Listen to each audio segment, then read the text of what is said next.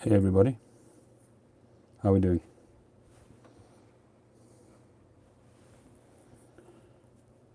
Just bear with me while I get it on my other screen because I can't see comments at the moment.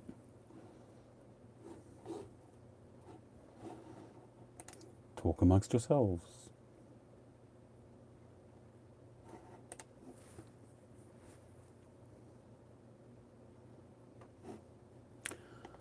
Okay, I'm on. I can see everybody now. Fire away. How's everybody doing? Can you hear me loud and clear?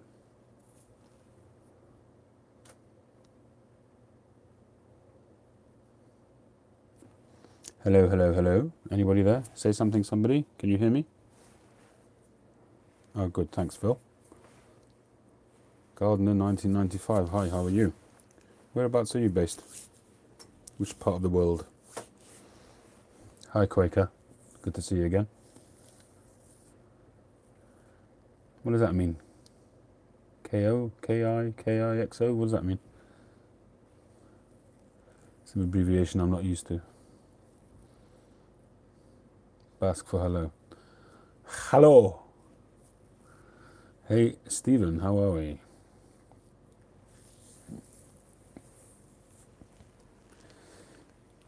The Reverend is in the house, people. Decorum is required.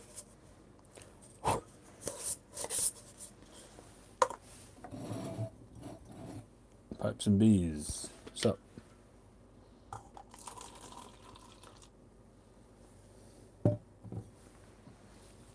Cheers, everybody.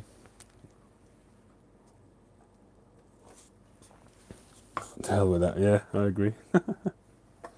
No decorum, please, here.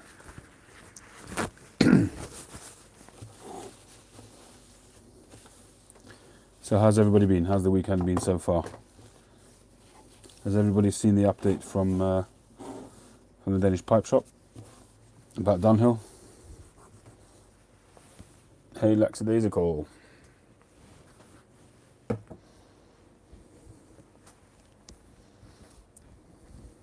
Hey, Tim. Dad's on already.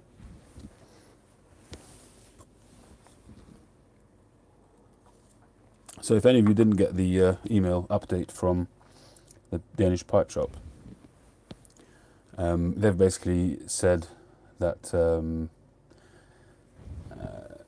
what we've been suspecting all the time, they still don't they don't have absolute information, but they've been told apparently, or they've had some information which basically says that Dunhill have wanted to get out of the tobacco trade, and they're looking for somebody else to take it over, and which is basically what we've been saying.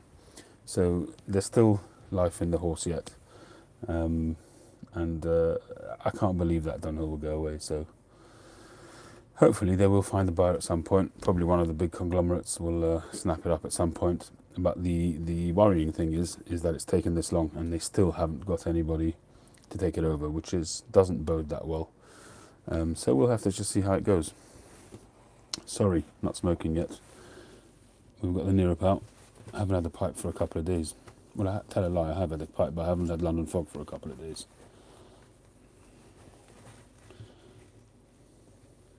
Yeah, Quaker. You picked up some nightcap, lackadaisical, cool. Aged Syrian Latakia, yeah. Well, it's no more simply because they can't get the Syrian Latakia. I also stocked up on that a while back. The lovely little Nerup indeed. Hi Max. I have to try and remember your name now. Is it Phil? I might have that wrong. They are still making pipes, yes, Tim. I'm sure they are. We covered that last time.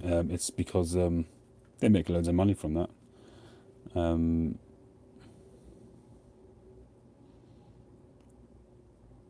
OFC, what's that?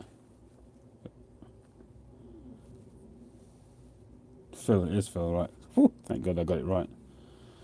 Yeah, so essentially, as far as the pipes are concerned, if you think about the markup that they make on those pipes, it's just probably too good for them to pass up. Whoops. I always do that.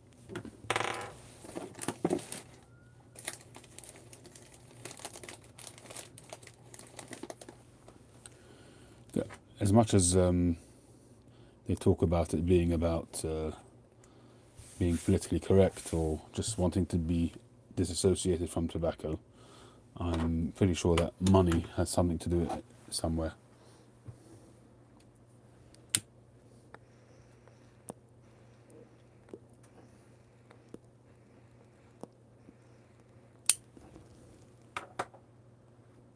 Backlash from whom?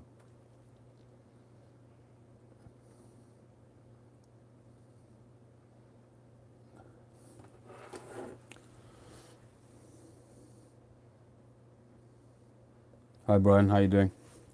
I don't know if I can't remember. I don't think I've uploaded that video of that cigar you sent me. If I haven't, I apologise.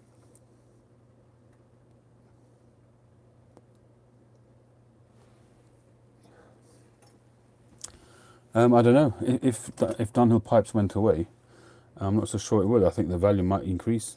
I mean, I suppose it could go two ways. There might be a backlash, but at the same time, the value will increase because it's no more. They're no more available.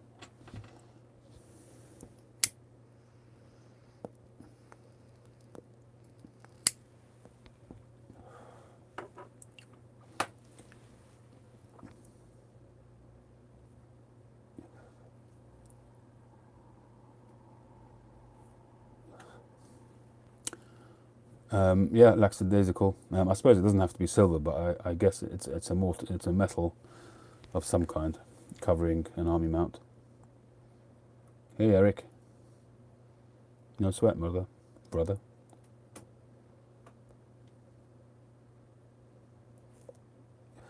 Yeah, white spot happened a while ago. I'm not sure why they changed it, but obviously it makes sense given the white dot. But I don't think it's anywhere near as classy as Dunhill.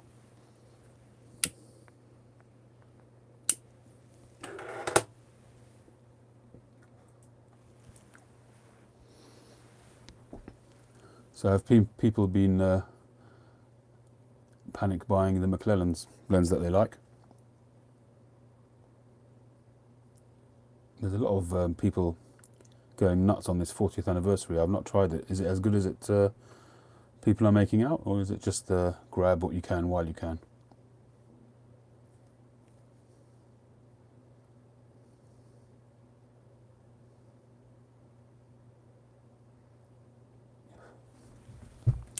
I'll tell you what, lackadaisical, I was in Zurich about a year ago.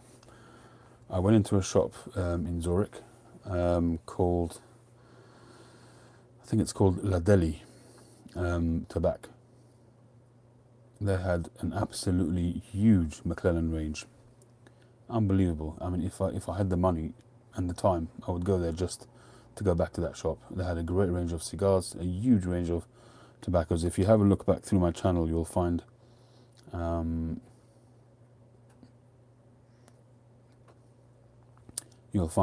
video of that shop. It's fantastic.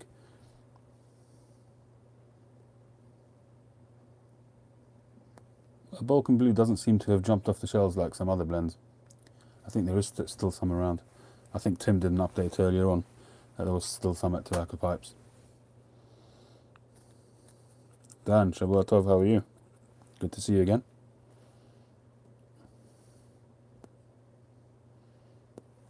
We're on pipe tobacco at the moment, Dan. We're not up to cigars yet, sorry mate.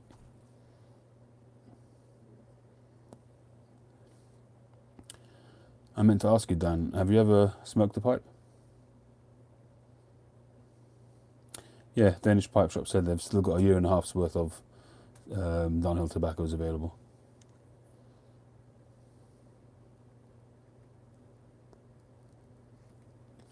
Tim, did I see that you got some of that 40th anniversary, the Blue Tin?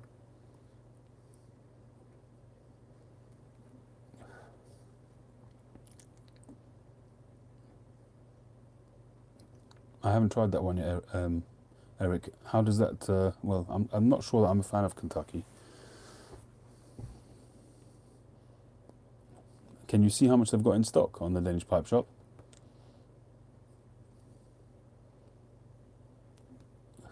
You have to leave them a bit, the Capuletos. That's the 2013 you're smoking, or the 2016? The Romeo and Juliet limited edition. Is that the 16? Yeah, yeah, you have to leave it. It's too early.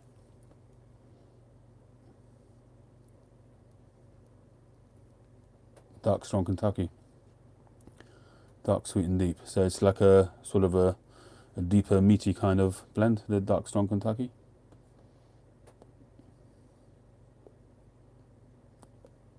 Oh right, you live right nearby. That's cool. That's another shop I'd like to spend a day at, one day. We should really do a trip. You know, all the English boys, if they want to do a day, we should really organise that one day.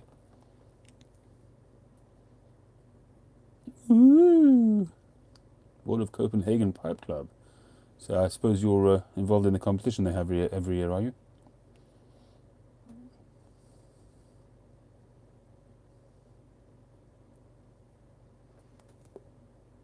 I'll have to try some of that Oleg Dark Strong. We shall have to give it a go.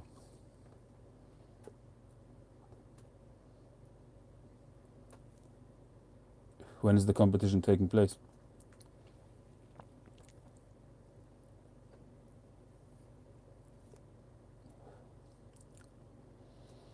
What World Cup?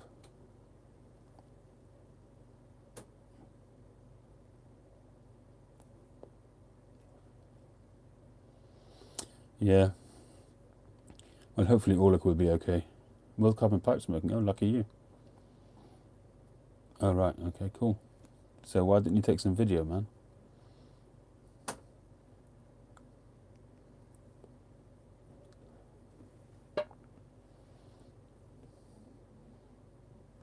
I don't know if you guys heard that pop just now.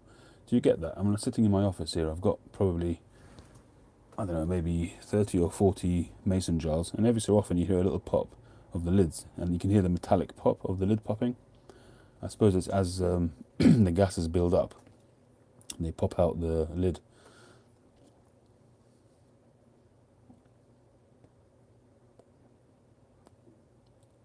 Haven Hill Piper, hi. Joe, welcome.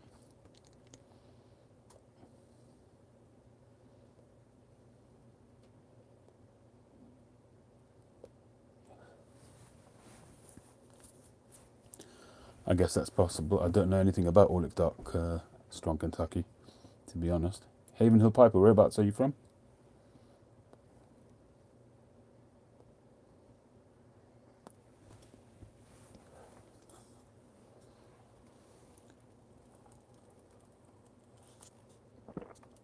US Nebraska.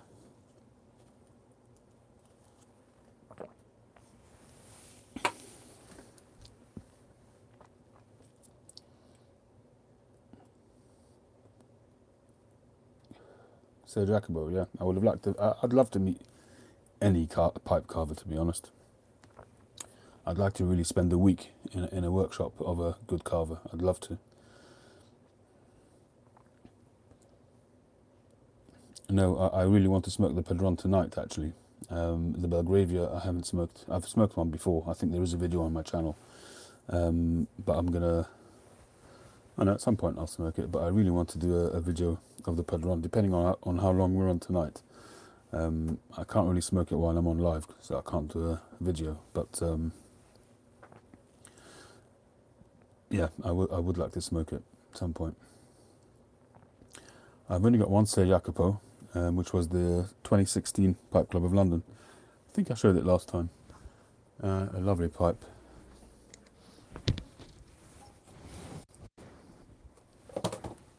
No, I made the same mistake. It's a Mastro de Paja. Ciao, Sandro. Lackadaisical, how many Ser Jacopos are we talking about?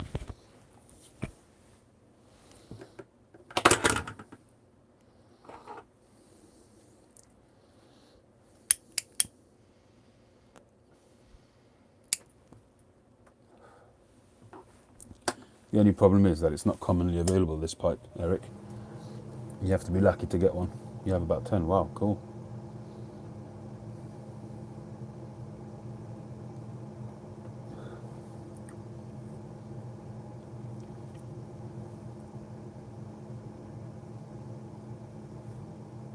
Well, this year's 2018. I think there's a Bolivar, isn't there?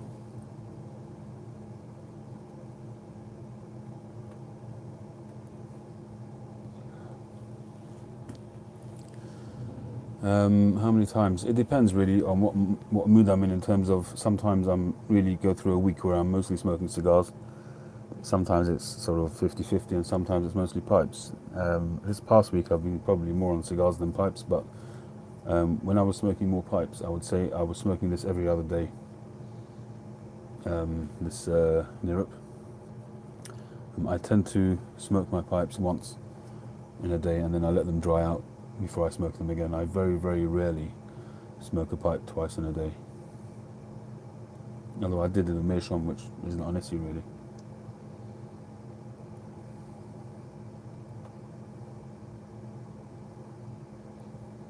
I must be honest, I've been wanting to get a Friday Savinelli for a long time.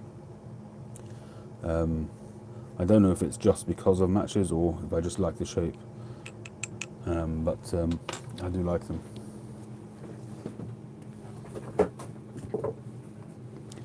I've actually got an unfinished one which I bought second hand from a friend. At some point I'm going to be doing another pipe sale, and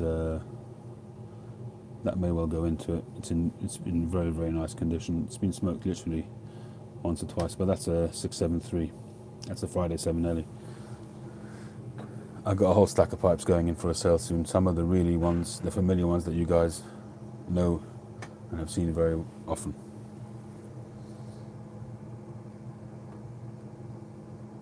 Yeah, I'm sure I will get a Friday Savinelli at some point.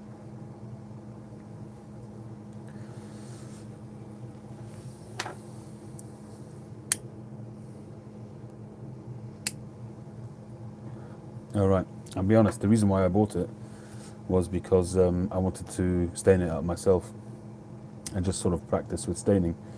But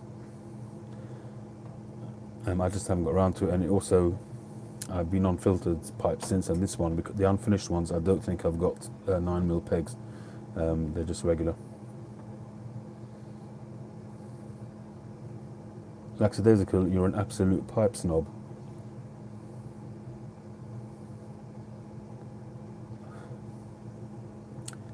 If you asked me of all the factory pipes, I would definitely put I would definitely put Savinelli up there at number one.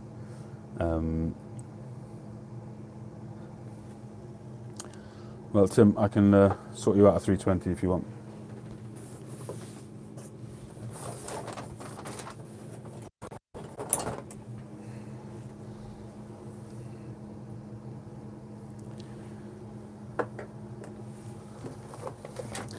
Okay, just for one moment, I'm going to embarrass Tim.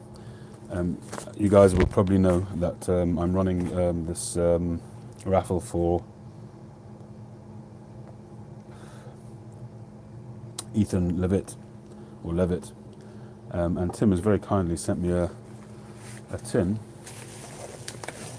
which arrived today, a tin of Stonehaven to add to the prizes. So Tim, thank you very much for your generosity. Absolutely fantastic. Very much appreciated. If any of you guys want to add, have a look at my video on my channel for Ethan. And if any of you guys want to add a prize, please feel free, hit me up and I'll send you my details.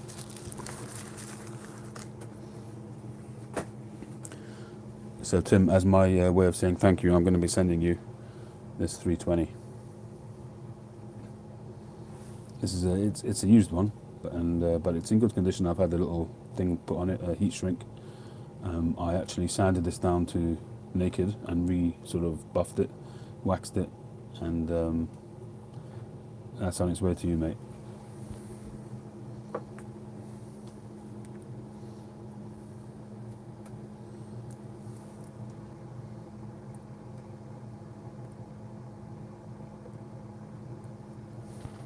So going back to the factory pipes, the Peterson is probably on my lowest. Is probably the lowest on my list. I've rarely had a Peterson which I didn't have trouble with.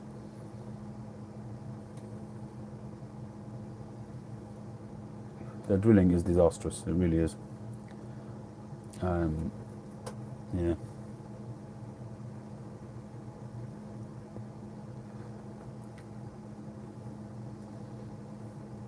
Stephen, you're very quiet. Did you send Tim some of that London fog?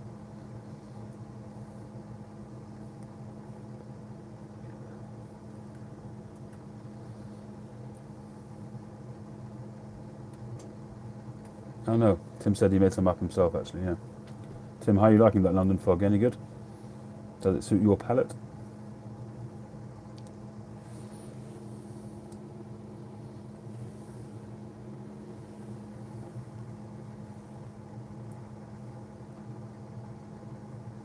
Okay, Lackadaisical, we get the message.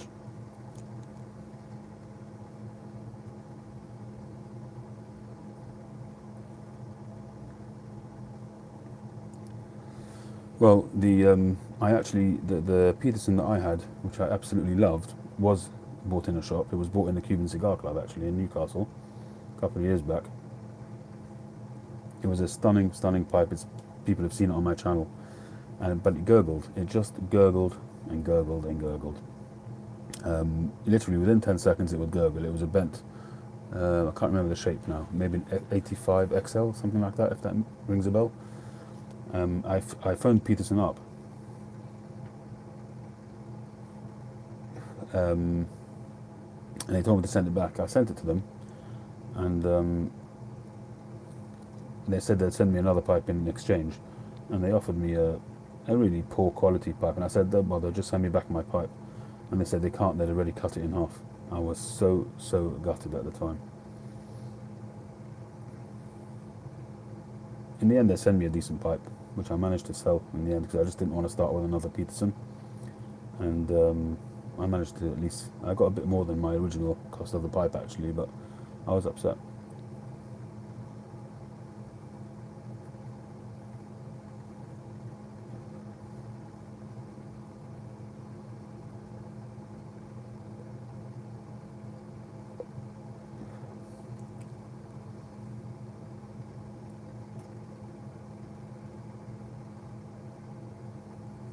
Stanwell is good, but they're quite a bit more expensive on the whole. You can get some sub £100 pipes from Stanwell, but they tend to be a little bit more expensive. I have a Stanwell, a very nice one actually, which was made in the original Stanwell factory.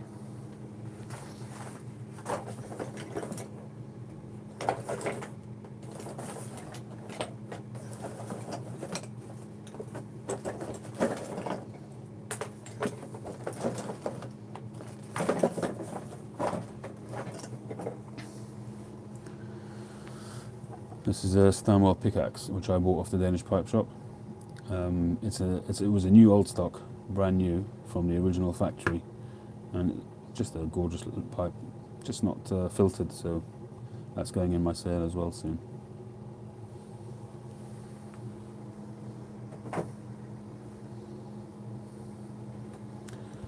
Yeah, Eric, I'm sure they match or even beat your Petersons any day.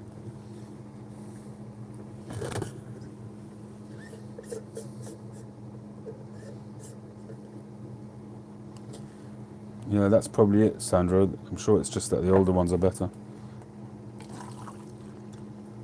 They didn't have as much competition as they have nowadays, so they probably have to knock them out much quicker nowadays. Tommy, how you doing? Hello. Hello!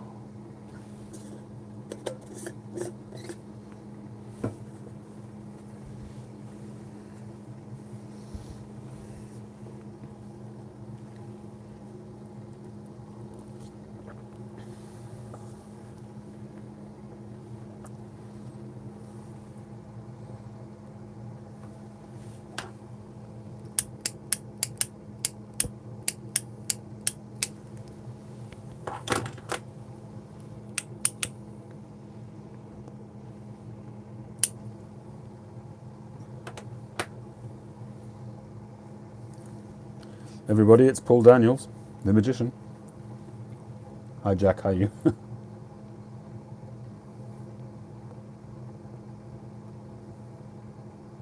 Pipes, etc., how are we doing?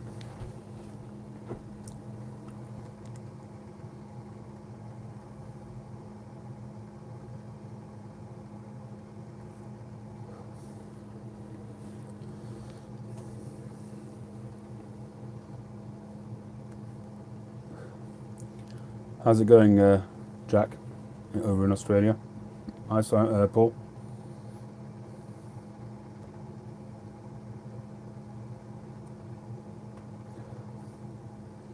Paul, did you try those Nostrano cigars? Have they arrived yet? Oh yeah, you said they had. Well, hello, Pipe Tree. Say hello first.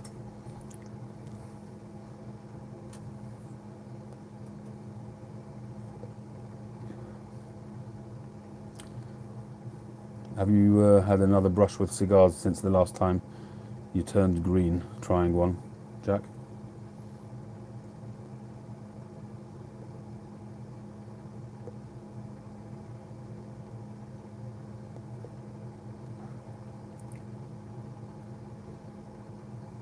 Hey there. No rifles allowed on the channel, I'm afraid. Nick. Are you off shooting tomorrow, Nicky? Nicholas? I don't know how you want people to address you.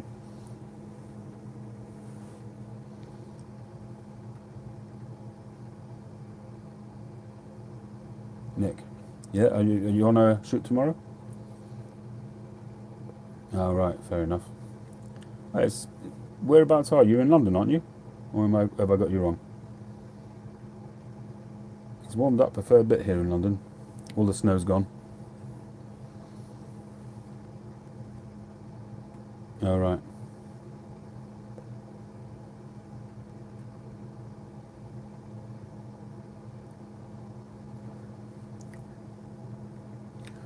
Well, I don't know about the rest of the UK, but certainly here the snow's done. Hopefully it will stay that way. The temperatures definitely rose. We had a bit of rain, and it's all gone. Tim, you all snowed in over there still?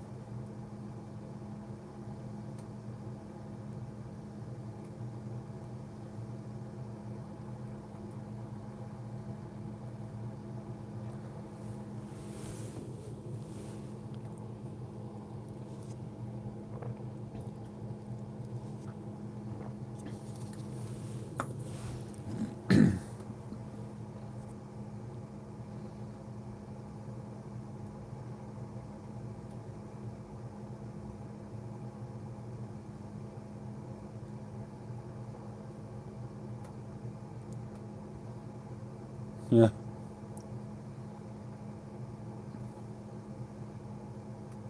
Where did you say you were, Quaker? Was it Finland or somewhere like that?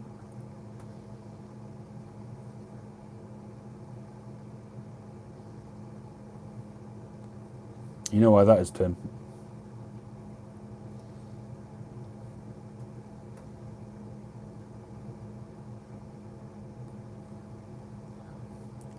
You cut off all your hair, so you had no protection. Lost your tail, lost your hair. That's why your head wrung. Oh, right, of course you said, yeah. Sorry, Quaker. Well, you probably got decent weather, haven't you?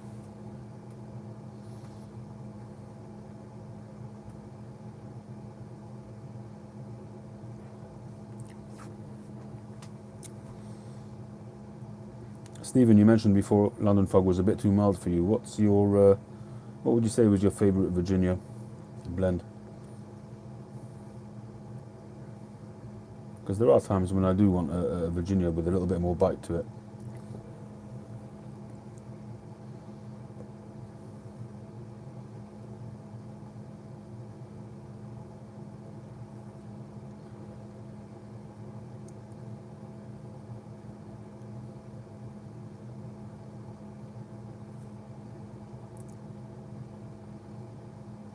Oh, sorry, Tree. My apologies. I was only kidding.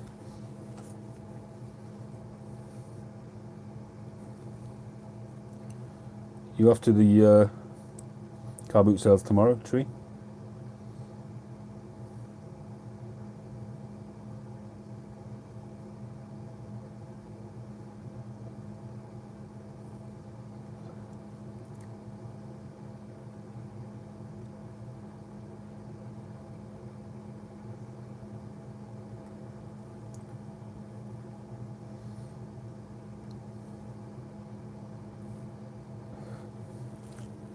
Well, I suppose you've got issues with weather. Have you still got snow over there, Tree, where you are?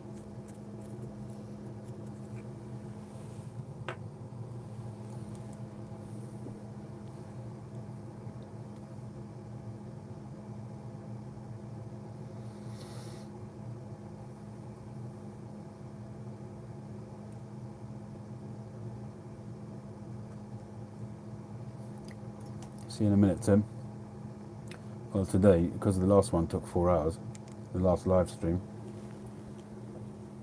I've got some in a flask, and I'm just pouring it into a cup every so often so it keeps hot.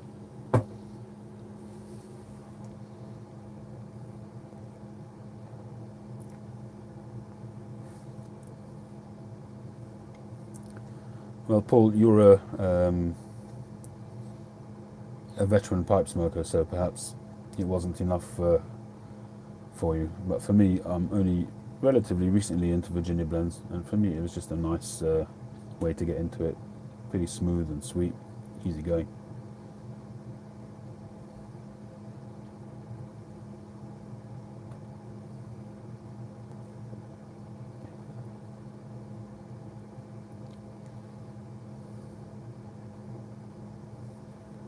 The bald-headed bloke. Well, luckily we only have half a dozen people. Do you mean a real calabash, a gold calabash?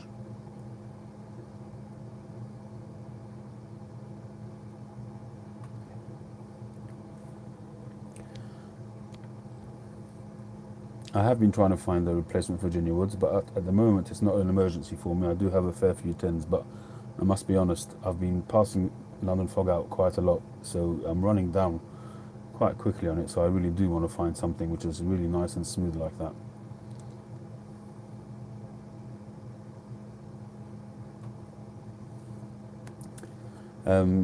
Eric, what are my thoughts on Elizabethan? When I tried it, I didn't like it, but I haven't tried it recently. Once I've gone over to filtered pipes and onto Virginia tobaccos, so I do need to start it, try it again. So it would be unfair for me to comment, but I didn't like it. I didn't like Royal Yacht either, and they tasted quite similar to me at the time, and I just didn't like that Dunhill at the time. What to me seemed to be a Dunhill DNA in the pipe, in Virginia pipes tobacco, but I really do need to revisit that because I've enjoyed Dunhill Flake and Dunhill Dark Flake, so I really do need to look at those again. Jack, as far Magician Piper, as far as Perique blends are concerned, I don't know. I've tried many times to find a tobacco that would resemble, even by a modicum, the flavours and sensation that I got with cigars, and nothing has come close. Many times I try, but there's times when just a cigar, nothing will replace a cigar for me.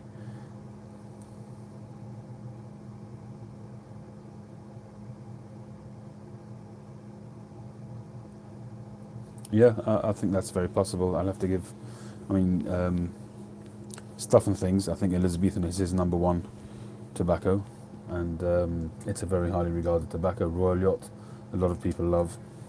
You know, Ye Old Sign that was re-released, a lot of people love that. I don't know, I haven't tried it myself. Anybody tried Ye Old Sign recently?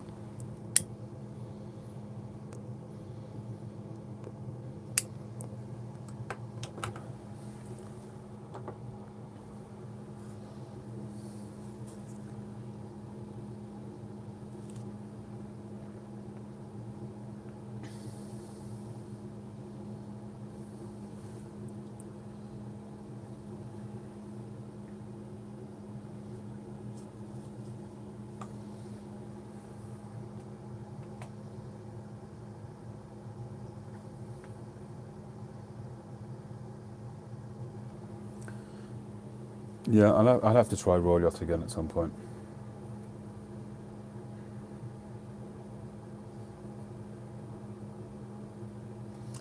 So would Ye Old Sign be quite similar to Royal Yacht?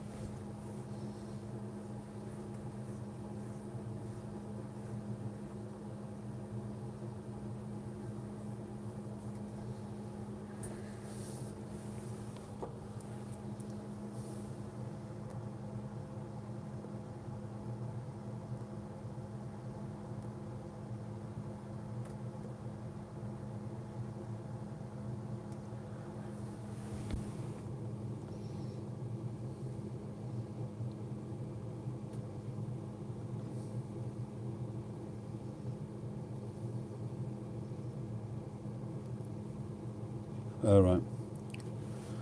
Right now I'm smoking the Nirup, and I am of course smoking some London Fog,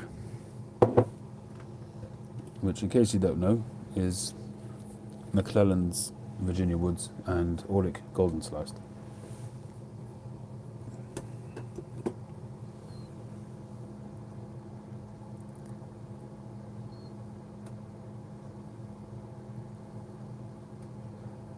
The London Fog, Nick, is something I've just made up myself.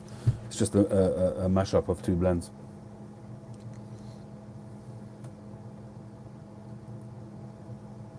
I can send you some to try if you like.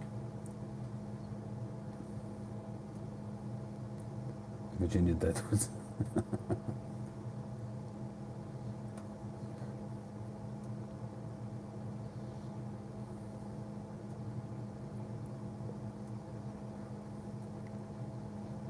Not as far as I know. Bud Rums.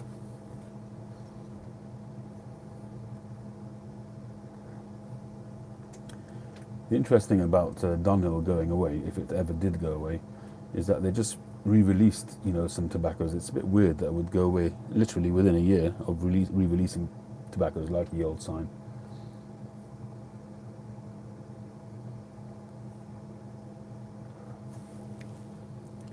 Robert McConnell tobaccos are getting a pretty good coverage at the moment. People are really complimentary about it.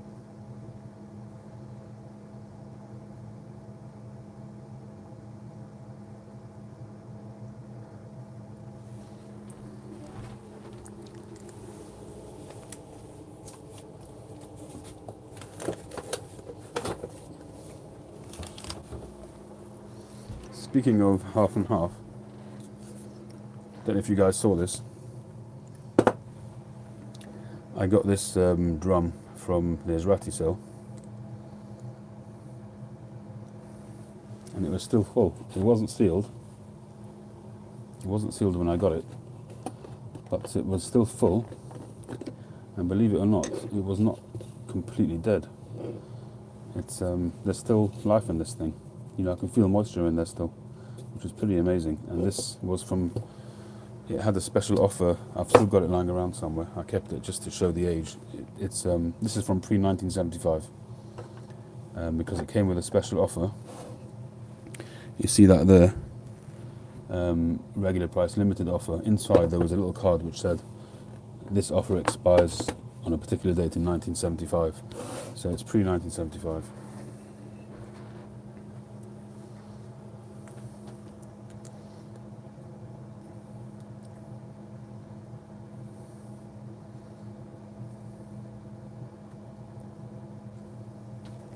Truth is, I've got a lot of aged tobacco which I got from the sale. I just need to decide what I'm going to do with it.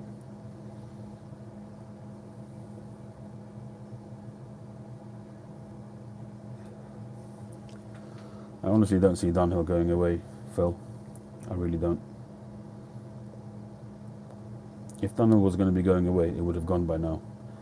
The gap between them stopping production and now, it's already over a year. No, I haven't smoked it. The half and half.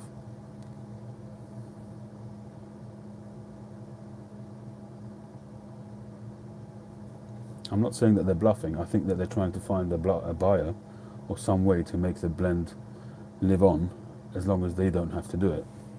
And I think, I mentioned this in one of my videos recently, my guess, and it's a completely ill-informed guess, but my guess is that they want to have their cake and eat it. So they want to sell on the blends and the recipes, but they probably don't want them to be allowed to be called Dunhill. Their point that they've been making all the time is that they want to disassociate themselves from tobacco products. They were licensed out a long time ago, lackadaisical, but they will have presumably got some rights reserved in the license agreement. At the moment, they've licensed it out to the British American Tobacco Company, who in turn licensed it to the Orlick Tobacco Company, who in turn was bought out by the Scandinavian company. My guess is that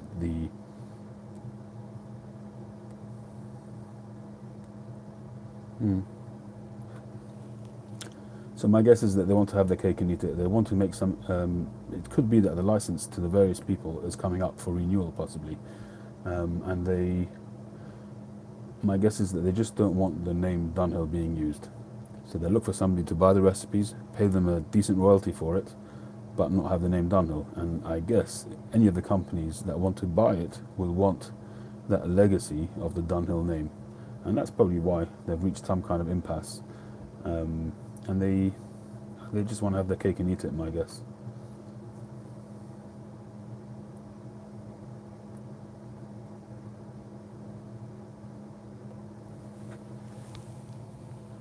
Yeah, no, I think it would have happened by now if they found something.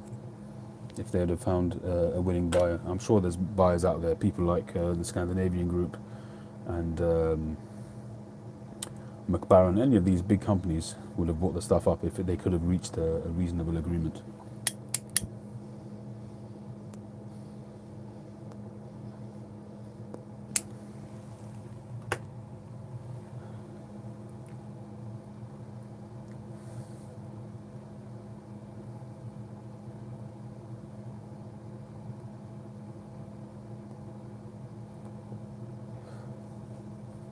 That's what I would have thought, Phil, that McClelland would have sold their recipes on, but they seem to be extremely obsessive, in a good way. That they're really proud of their recipes, but they want them to taste the way they want them. And for some reason, they seem to think that the Virginia tobaccos, which they used for their red cake as their base blending tobacco, is irreplaceable. Otherwise, they would have carried on. But it seems to me it's a combination of many things, such as their retirement age, the difficulty to get that particular tobacco, and they were probably at an age when they weren't going to start developing something again from scratch, and plus the FDA regulations coming in. So I think it was just a combination of everything for them, and they just basically threw in the towel. But I agree with you. I don't see why they wouldn't sell on or license on the recipes, even retain some kind of role, consultative role, consultant role, where they could ensure that the quality remains.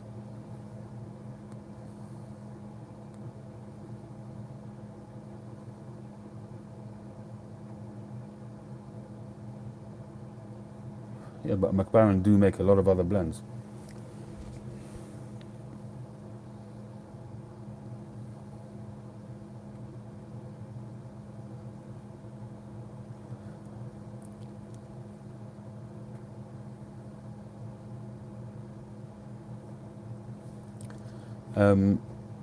You may well be right, Eric, but to be honest, in the legal world, a year is a very short time. Licensing is a nightmare. I have a little bit of experience with property leases and negotiations on leases, just which are a lot simpler than licensing, especially where tobacco is related, where you've got lots of legal issues which you have to cover, and licenses and confirmation, conforming to certain regulations. I think a year is not a long time at all. But had they found somebody and they were just in negotiation, they would have announced that, because they could have had an agreement subject to, licensing being sorted out.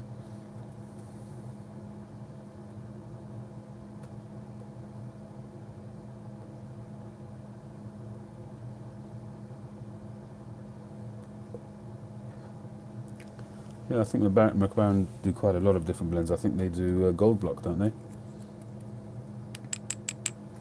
Previously from Ogden's of Liverpool.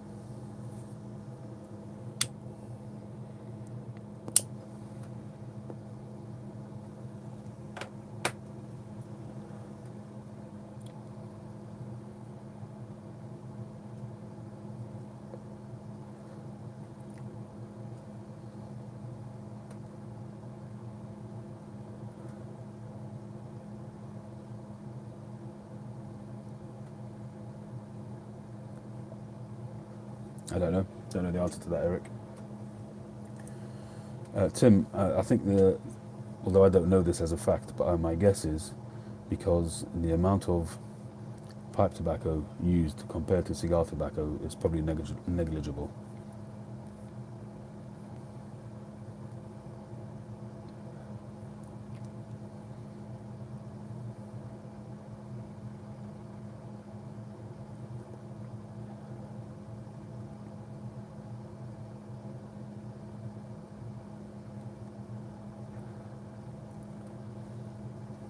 I think for the farmers, their return is very low. Um, yes, Stephen, ever the sensible approach. Yeah, definitely. There's so much out there. The question is, though, in reality, the question is whether this is a trend and more is going to disappear. That's really the question. You know, I worry about companies why companies like McBaren's and C&D have not jumped at the chance of taking Dunhill, and it's very possible that a lot of them, besides for all the reasons we've already discussed, but it's very possible that a lot of them are simply not prepared to take that risk because they don't know what's next when it comes to regulation. The regulation trend is certainly, the trajectory is not a good one. The trajectory is that it's going to get harder and harder to sell tobacco-related products. All the stickers that we have, the regulations, the registering of new tobaccos and new blends, it's going to get tougher and tougher. The taxes are going to go up. You know, so it's very possible that it's just not worth their while investing in something else.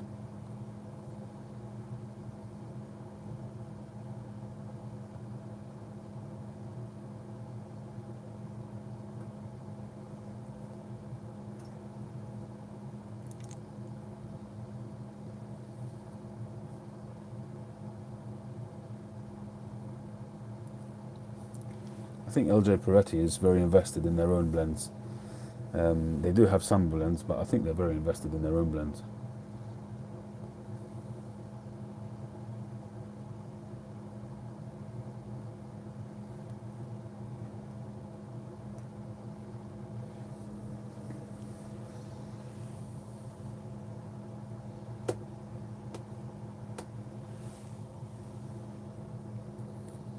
Yeah, Tim, absolutely. And that's probably contributed to McClelland's decision. It's probably contributed to Dunhill struggling to sell their brand.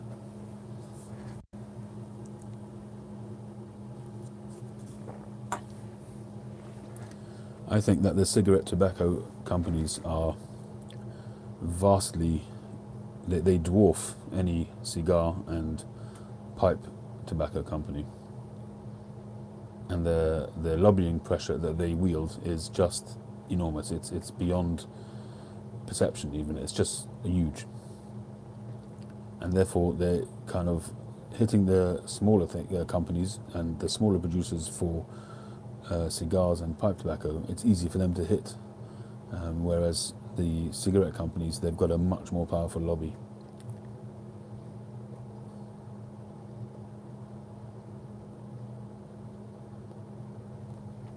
Well, the small companies in the US, certainly the premium cigar companies have, and they've tried very hard, and they are trying to take the FDA to court. There are several court cases ongoing at the moment with regards to how the premium tobacco companies feel that they should not be put in the same bag as cigarette tobacco and the machine-rolled cigars. I don't know where that's going, but there is something ongoing at the moment.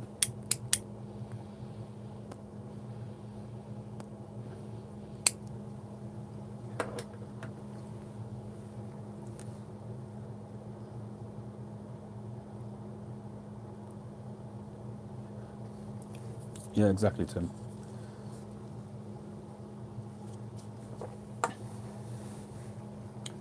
Oh, incidentally, if anybody wants to get involved in my raffle, I've been in touch with GQ Tobaccos, and they're also going to send me some stuff to add to the prize.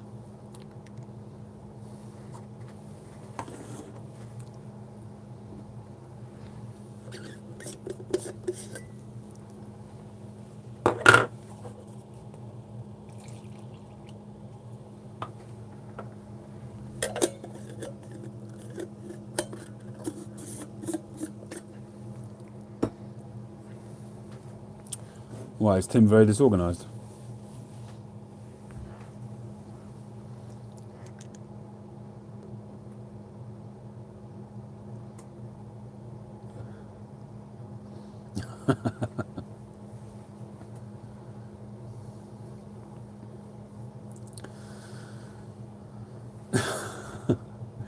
Yeah, Jermaine still seems to be going strong, and Samuel Gauth, thankfully.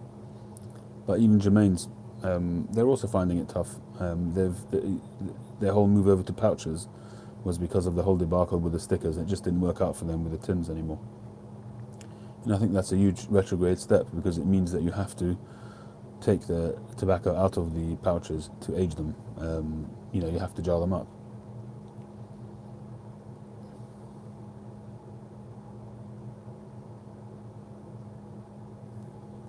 Back in the day, I did smoke some Dunhill cigarettes. They have a lovely aroma, I must say.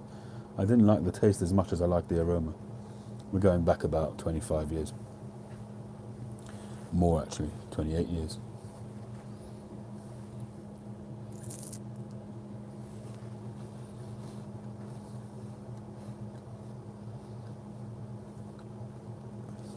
Nick, just go through my channel.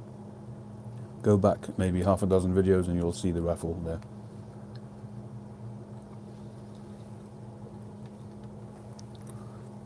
Quite a few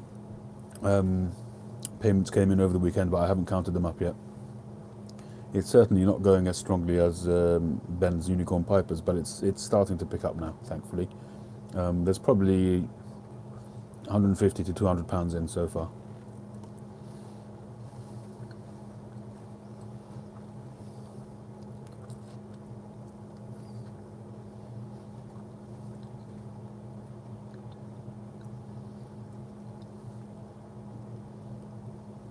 Dunhill has stopped making cigars.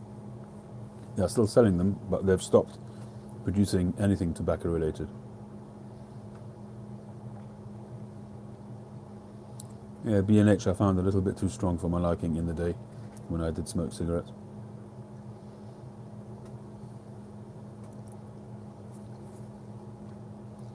For the most part, I smoked Marlboro Lights.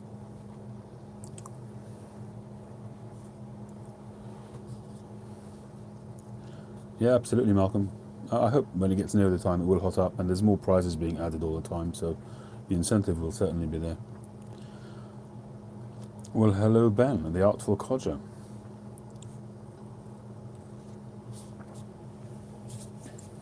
Well, being a codger, it would be Lucky Strikes, wouldn't it?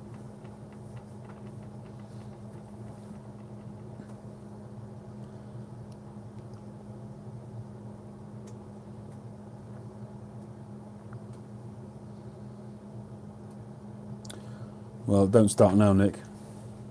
I'm not going to preach, but seriously, don't start now. Right, this pipe is done. Another pipe or a cigar, people? What are we going?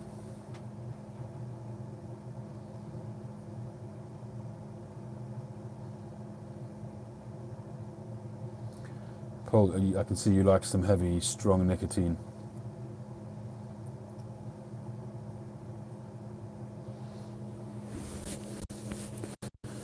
Okay, so we're saying pipe.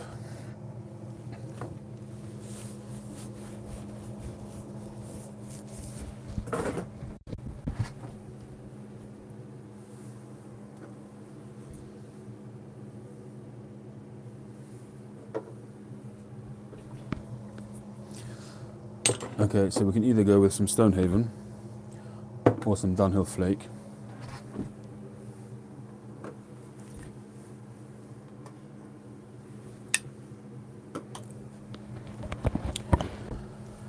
And we can either smoke it in the Tom Phillips Freehand, the Northern Briars Quebec, or the BJV Stealth Poker. Cast your votes now.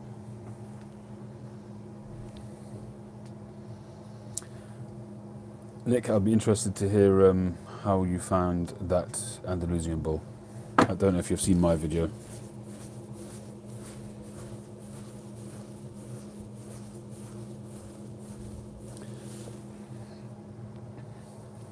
At the moment, the stealth poker seems to be Stonehaven in the freehand. I think that's a good call, actually. The Andalusian Bull, Nick, is a very interesting cigar. my grandfather, sorry Nick, I'll come back to you in a minute. My grandfather was a cigar smoker. That's where I got the cigar aroma, the love for cigar aroma. I don't know what it was. I was too young at the time, and he was quite a strong character, and it probably wasn't the type of thing I would ask him. But I do remember he always had this. I've got this on one of my VRs to somebody way back. This whole story, but he was a very artistic person, and he used to do sign writing. In the old days, it was all done by hand, and he was a phenomenal artist. And he always used to be leaning over his artist's table with a nub of a cigar perpetually, almost like as if it was glued. It was hanging on by the thinnest of threads, and he used to be squinting with one eye closed because the smoke was going into it, and the aroma was just, you know, you have these really, the Artful Codger will be enjoying this. You used to get these sort of, I get these sort of memories, fleeting memories of him, and it's just, yeah, absolutely good memories.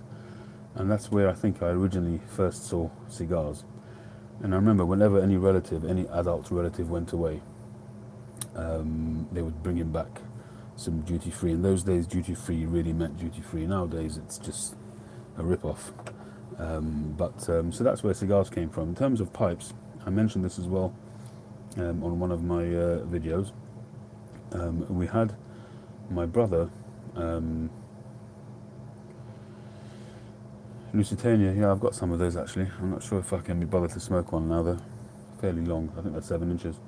My brother, my oldest brother, used to have a tutor came over to teach him mathematics, and the guy that came his name was Dr. Brain.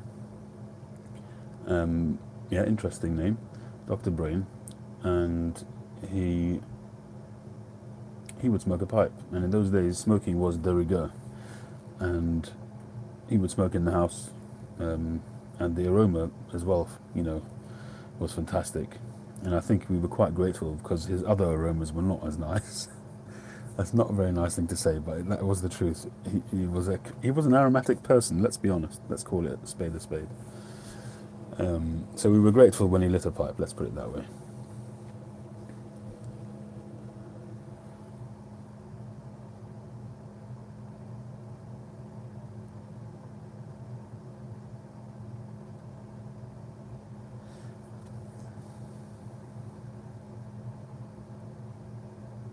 You want me to smoke that half and half now? Ooh. I smoked half and half, not 50-year-old, and I didn't like it that much. I don't remember if I tried this one or not. All right, I'll do a small bowl.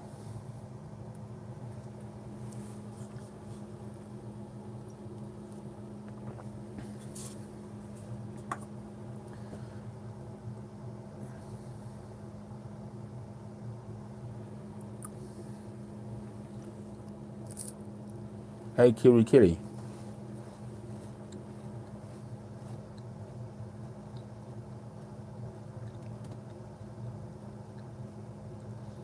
Yeah, that's true, Ben. I should really go up there at some point. They're in the Lake District. I should really go and see the Samuel Gauth factories. I don't know why I haven't. It's a bit of a trip, actually, to go up there. It's about a 4 or 5 hour drive.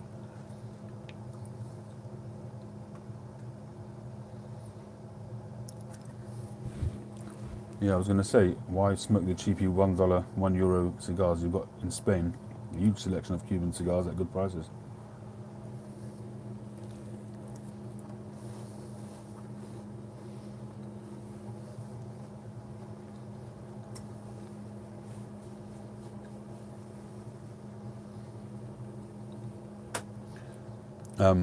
I did think about it in the past, Ben, about going up there, but I've not seen any videos of their factory anywhere, and I wonder if they have a policy of not allowing people in.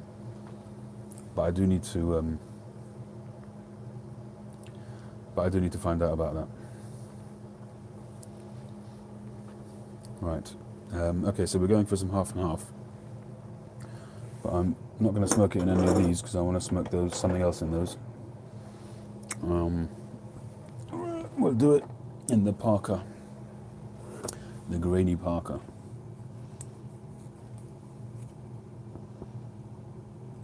Yeah, that was probably me, Nick. I didn't like it.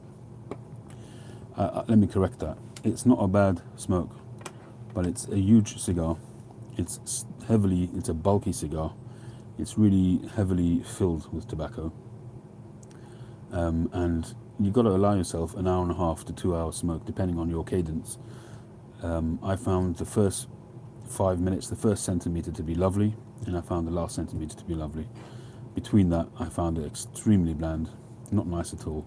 And for about an hour and a half, I literally had to work myself to stay keeping that thing going so that I could just do the video and comment on the whole of the cigar. Maybe one day I'll buy another one just to see if it was just a rogue one that I had, but I certainly didn't enjoy the one I had. That's the Andalusian Bull I'm talking about.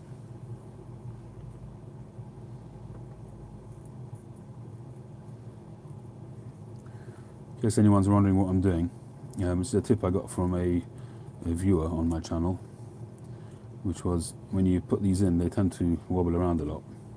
And if you just spread the edge, the top edge, and put that into there, it just gives it a little bit of a seal. It's not properly sealed, but it just helps,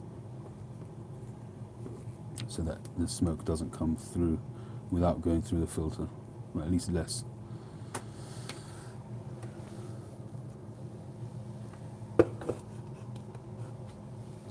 These also came from the Esrati cell. They're old. They're Jean-Claude.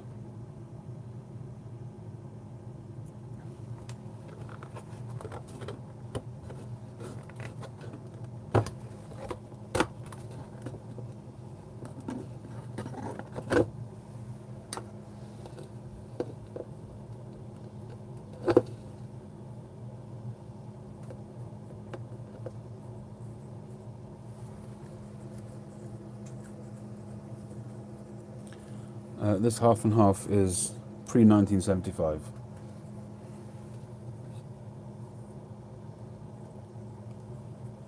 But my guess is it's seen better days. Although it's not completely gone, you know, you'd expect it to be a little bit darker. It's quite bright still.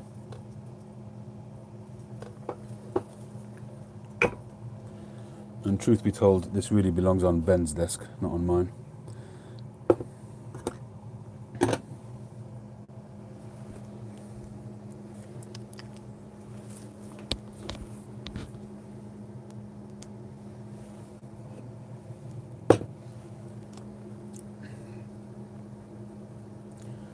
Right, we're going to light it up and see how it goes. I might dump it straight away, you never know.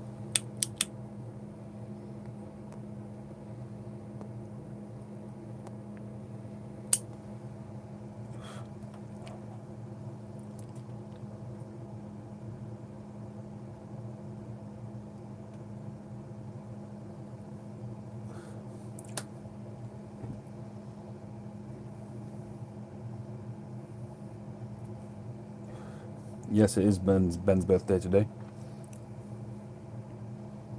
He's doing the same raffle, or rather, I'm copying his raffle. Have one on me, Stephen.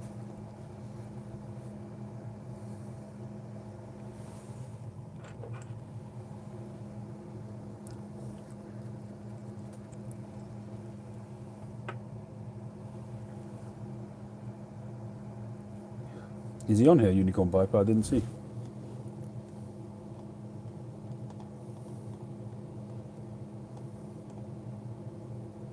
No, it's not on.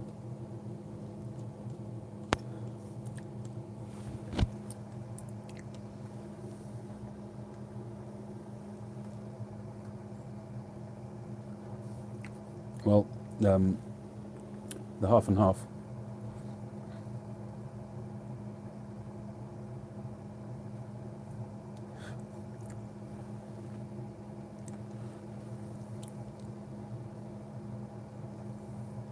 Am I coming through? Can you hear me?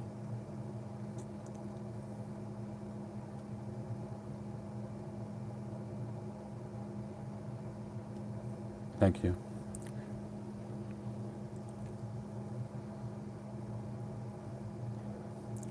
No, I'm not big on Burleys at all.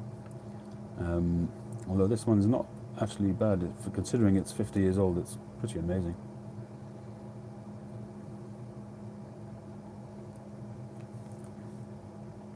it's definitely got a burley flavour. I don't know what people call it, a nutty flavour. I find in different blends, it comes across differently. In some blends, the burley, especially when burley, although I'm not a huge fan of burley, so I can't really comment on it with any real knowledge because I haven't got a lot of experience with it. But the ones that I've tried, I certainly find that when it's added to other blends, it gives a nutty flavour. When it's mostly burleys, I find it's like a dry, kind of papery kind of taste, if that makes any sense.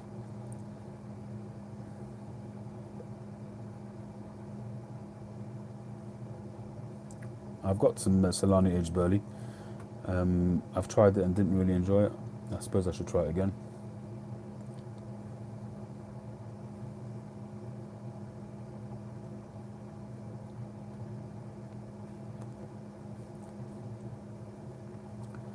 I don't know, there seems to be a little bit of a, I wouldn't say floral flavour, but there is certainly some kind of an aromatic-y kind of flavour to this half and half. Does that make sense to anyone? I'm pretty sure I won't like Haunted Bookshop.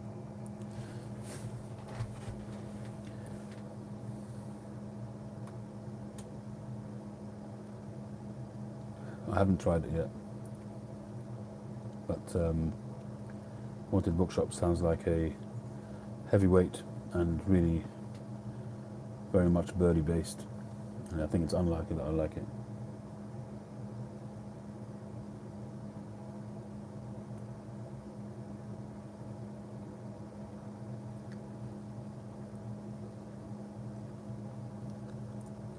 Is this one of those which with the tonka bean in it?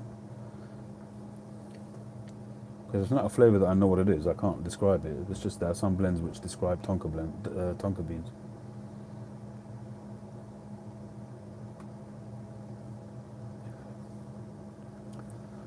Stonehaven is, for me anyway, I found it to be like a fine wine, like a fine, sweet, muscaty kind of wine. But after I enjoyed the chase of tracking it down and getting some, I smoked it a fair bit. But I'm not, I don't have to keep going back to it. And the same with Penzance. Again, Penzance actually I found it to be better for me than Stonehaven, although they're completely different genres. But Penzance for me works better. If you're liking comparing Penzance to a run-of-the-mill Balkan is better than comparing Stonehaven to another sort of Virginia burley blend, if you like. That was just for me anyway.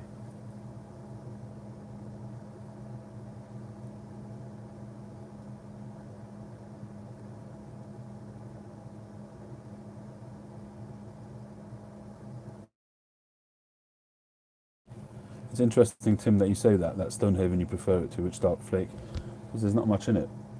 There really is not much in it. To my palate, anyway.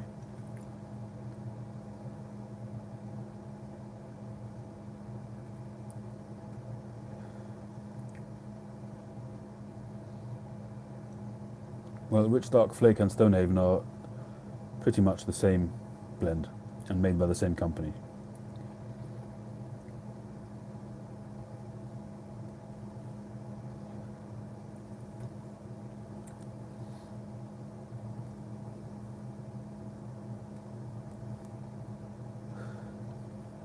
I can't think of anything which is similar to Stonehaven, no, to be honest. Germain's makes Germain's tobacco, it makes Esoterica, and it makes Butera tobacco. And there are a couple of others as well, but those are the three main ones, which are all made by JF Germain. The JF Germain is licensed out. There are certain blends which are licensed out to Butera, which is the Esoterica, I think it's Butera, which is the Esoterica name, and because they are not allowed to produce it under the Germain name, because they've licensed out the blends, they have to slightly change them for the UK market. So the Germain blends, which are some of them similar to, so for instance, the Rich Dark Flake is pretty much the same blend as Stonehaven, but there's a very, very slight difference because of that licensing rule. And I've heard that direct from Robert Tremaine.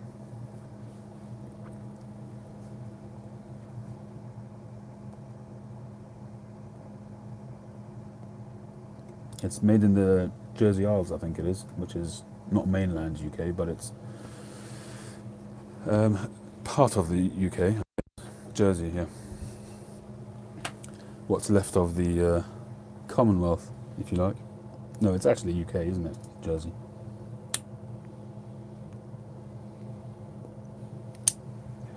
I still haven't tried Velvet. Briarblade sent me a package a while ago, and it never made it here. The customs nicked it. I don't know what he sent me in there, and maybe he thinks I've been impolite by not doing a Yabo. But I don't know, communication, I don't know how well he understood the messages that I sent him, but I tried to make it clear to him that without being rude and sort of saying, where's my package?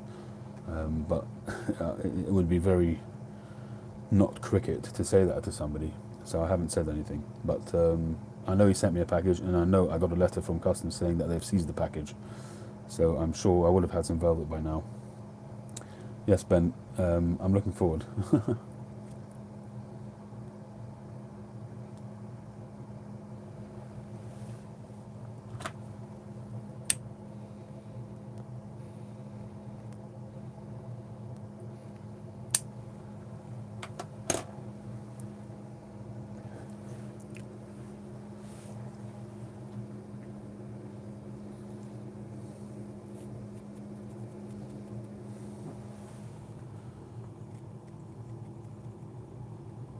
Don't disregard the basket pipe. This is a basket pipe from JJ Fox's. Beautiful ring grain sandblasting on this pipe. I think I paid about £33 for it. Bargain of the century.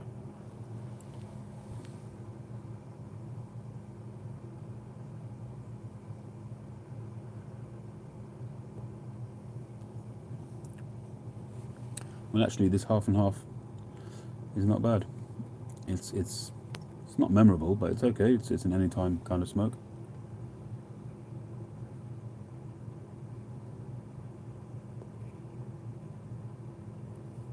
It's got a bit of a bitterness to it, but I think that this tin is past its best.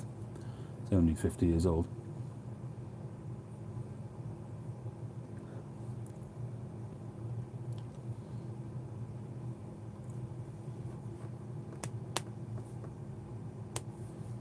Thanks, Bud Rums. Thank you very much for taking part.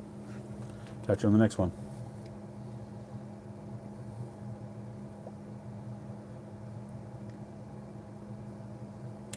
Yeah, that background noise is my extractor fan, which I'm afraid has to stay on.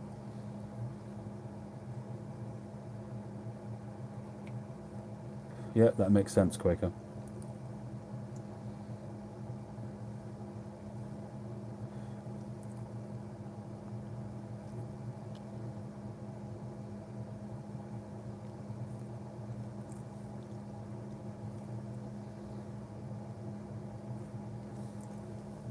Ben, Artful Codger, when you buy your tobacco, do you generally only buy OTC blends?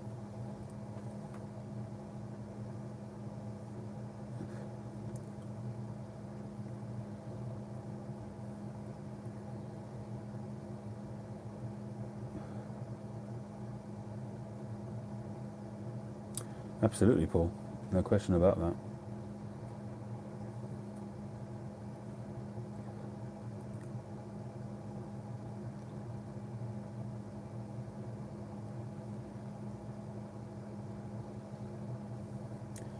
Well, he should probably smoke Haunted Bookshop in his garage then, shouldn't he? I must say this half and half is burning quite hot.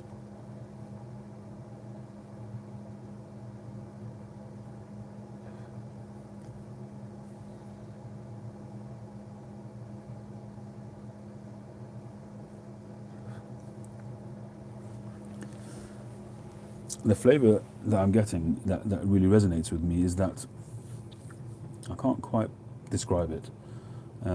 It's a savoury like a dusty, nutty flavour, and I'm sure that's the Burley's, and that's the flavour that I don't like, and that's why I generally stay away from Burley blends.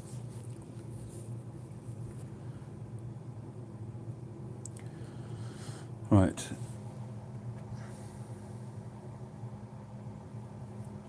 Yeah, that could well be. I've seen a lot of people saying that the Burleys do burn hot, and I have to tell you that this is giving me a bit of a buzz as well. My head is going a little bit spinny. Not spinny, but I'm certainly feeling it, which I don't remember feeling last time I smoked it.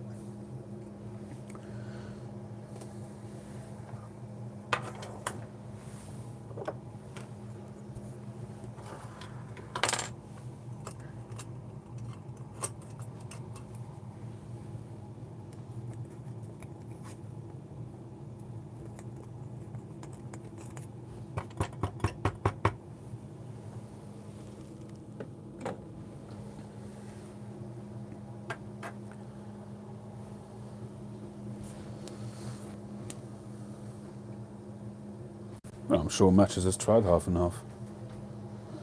HH Vintage Syrian. Yeah, that sounds good. I'm just not into Balkans at the moment, Latakia. I've just kind of gone off them for the minute. Hey Cisco, how you doing?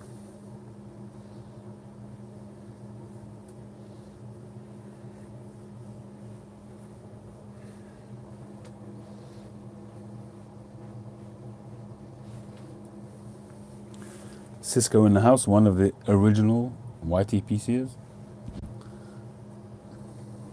as you have let us know in the past.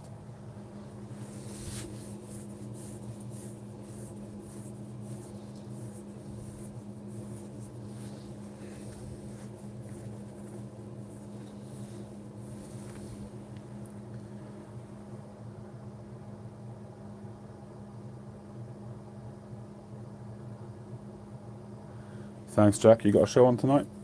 Or this morning? I don't know what time it is at Down Under.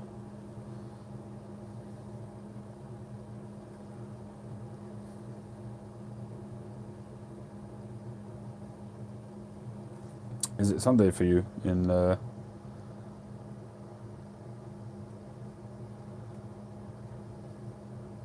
guess Jack's gone. See you, Jack. Which blend do you talk? Oh, you're still here. 11:15 a.m. Sunday here. No show, just enjoying the day with the fam. Absolutely. Have a great time. Enjoy your little doggy. Very cute little fella or girl, whichever one it is.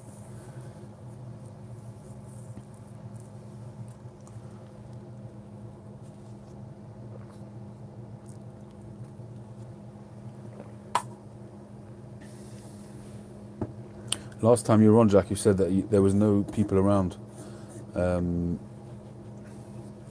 smoking a pipe near you. Are you nowhere near people like Pipe Nutter and his clan?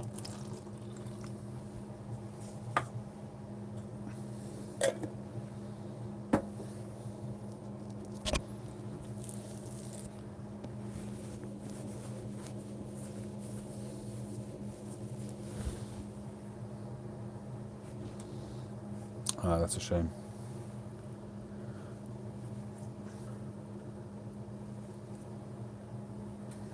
Alright, cheers, Jack. I don't want to hold you up.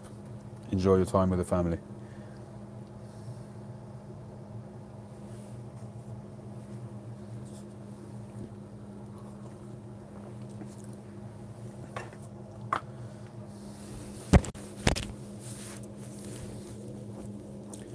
Botero Golden Flask, that sounds good.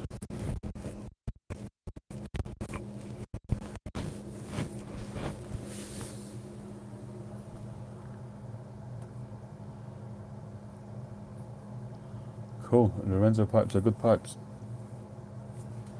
Was it made by him, or is it one which is just designed by him and made by another company?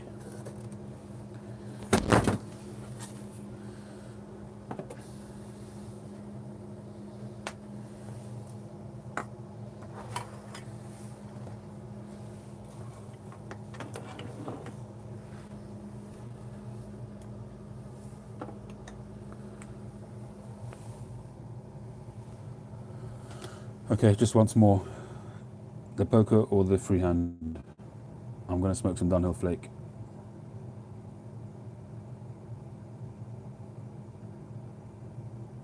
Cheers, Eric. Thank you very much for joining again. Great talking to you as always.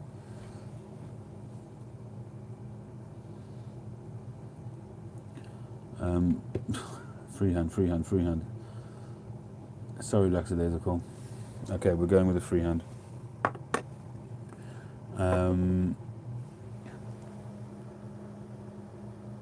Cheers, Cisco. The leather tray is made by Agape Leather something or other. He's on IG. Just search Agape Leather, AGAPE.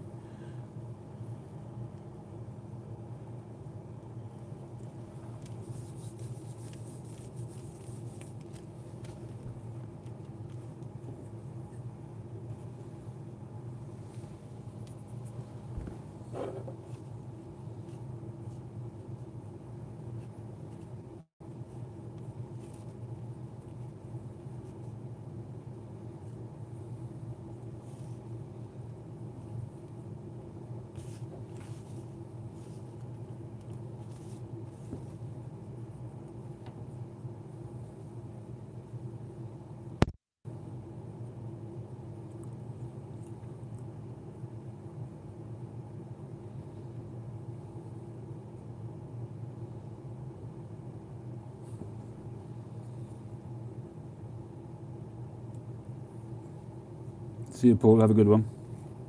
Thanks very much for stopping by again.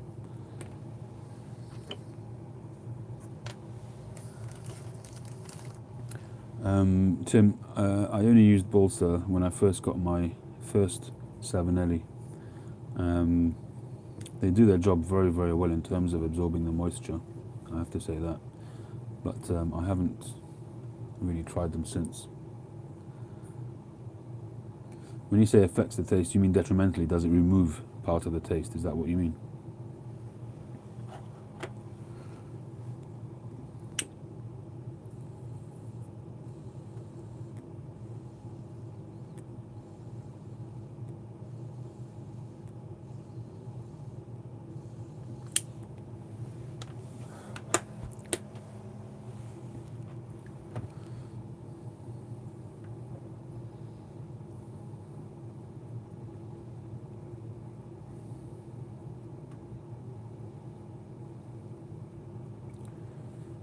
I'm not a big expert when it comes to filters in terms of their function, but I would have thought that the active charcoal filters remove more of the nicotine as well as the liquid, but I might be wrong on that.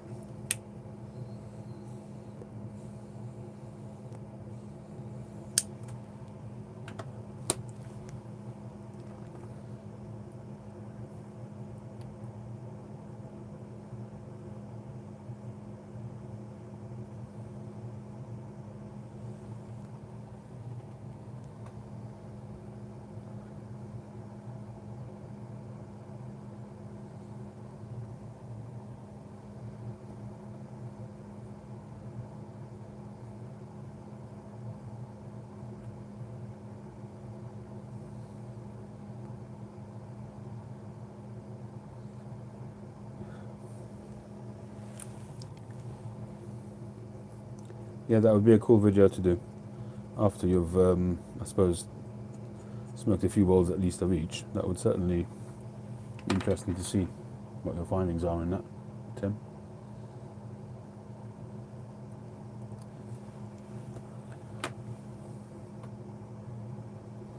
Quaker, I think they both do the same when it comes to that. I think Balsa is an amazingly absorbent filter, and the charcoal ones do the same. I think if you've got a pipe which gurgles, or if you've got if you're a wet smoker, or if you smoke fast, they'll both help you out in that respect.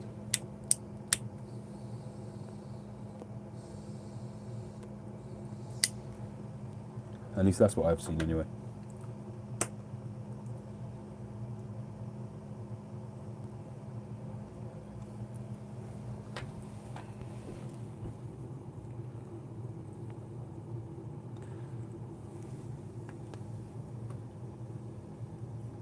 That's exactly right, Tim. That's the only reason I smoke with a filter. It's completely opened up the whole gamut of Virginia-based tobaccos, which, as you say, yeah, I wouldn't have smoked them without discovering filters, because they bit me to death too.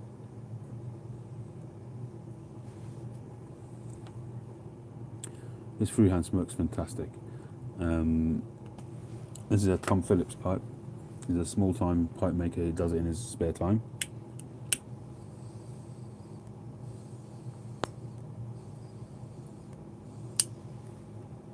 Here in the UK. It's just a shame he doesn't do more, because he kind of resurfaced recently, and I managed to get a few pipes made by him. I got 3 pipes in total from him, and he then, I think I publicised it a little bit too much, and he started to get really busy, and he's not taking any more orders at the moment, so which is a shame. He does some fantastic work. This is another pipe he made for me, a pot. I've sent the stem back to him for some sculpting. The shape of the bit wasn't to my liking, but it smokes fantastically well.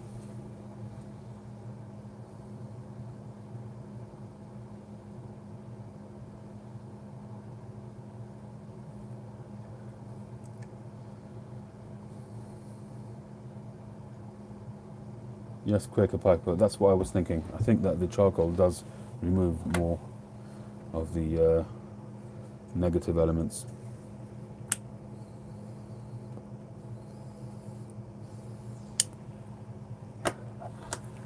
Yeah, I have smoked the Church Warden.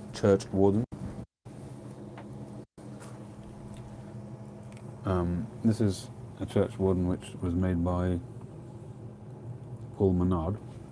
Paul's Pipes. It was my first custom order pipe ever. Nice pipe. The problem with these is that I can't convert them. And maybe I can, but Paul Menard generally very often he'll put an insert at the end of the shank, and his tenons are drilled into his stems, which makes it difficult for a traditional pipe maker to drill that to 9mm and drill that to 9mm. It doesn't always work out. I mean, the last one I had done was this one, and I mentioned this before.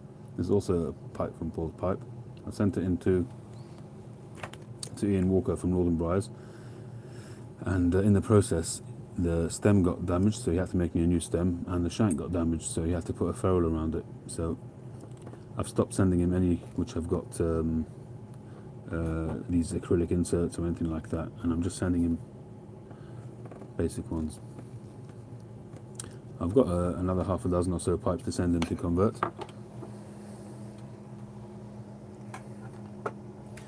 Yes, Nick, thank you very much. You'll need to allow a decent bit of time for the LFD, no question.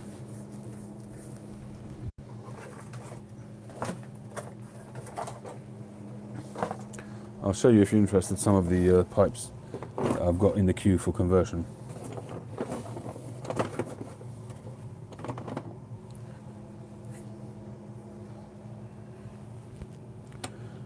This is a pipe I recently got up from, it's a Polish pipe. I bought on eBay.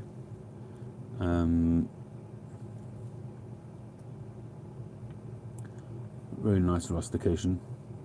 Nice shape. The shape actually reminds me of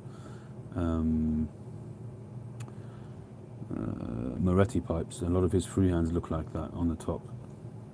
So this one's got enough of a width on the shank and stem to convert. I've got Moretti itself, which I haven't smoked yet, which I think is just about enough. I want to get that converted. It's drilled to perfection, this pipe. So I really want to get this one converted. What else interesting have we got here? This is an old Edwards pipe, which I bought off Joe Case. This is one of his own estate pipes. He did an estate pipe sale a while back. I bought this, I think I paid $40 for it. Interesting rustication. I had a new stem made by Ian Walker, and it's fantastic, except I obviously want to get that converted now. Yeah, Edward pipes, he seems to have very lightweight briar. the Edward pipes that I've had. I've got another one which I can't convert because the stem is too thin. This was given to me by Mike Blocker, he's a Canadian, and he did this rustication himself. He refurbished this pipe. It's a lovely, lovely pipe. I've smoked it a few times, but it's all cured, so right, it takes out the density, I assume. So this is an Edwards pipe as well. It's just a shame that I can't convert it. It's a lovely, lovely pipe. It's lightweight.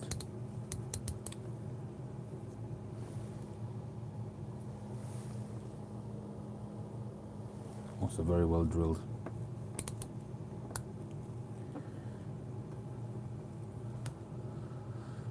This one you're talking about? This is a Canadian. Yeah, it's a billiard sort of idea, but it's a Canadian. It's got a flat shank.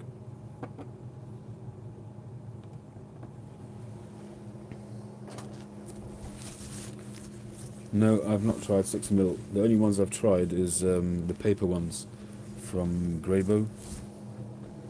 I've used that in Missouri Meerschaum cobs from time to time.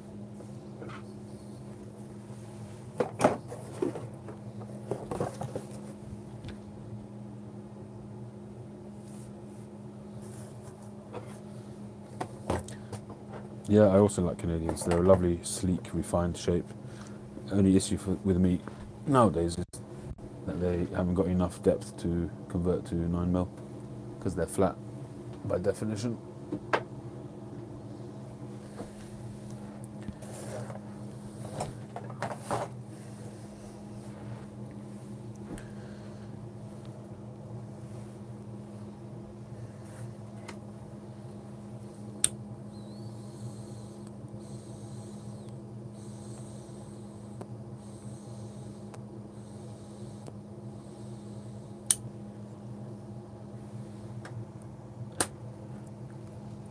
Yeah, I mean the Bings are nice, but I find them, because of their length, they could possibly be a little bit of a weight. And the balance might not be great, but if it's lightweight, then I guess it wouldn't be a problem.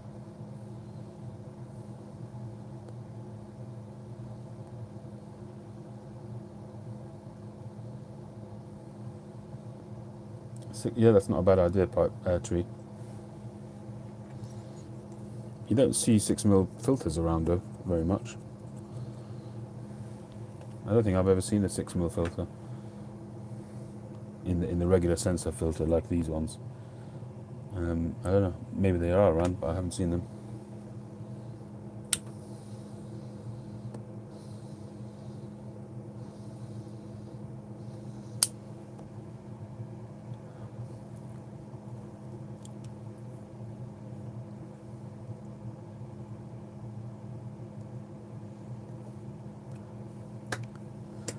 Ben, when did we get to see a video from you?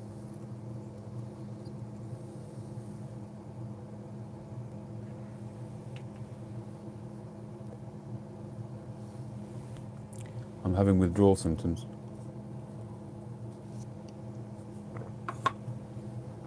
Yeah, you.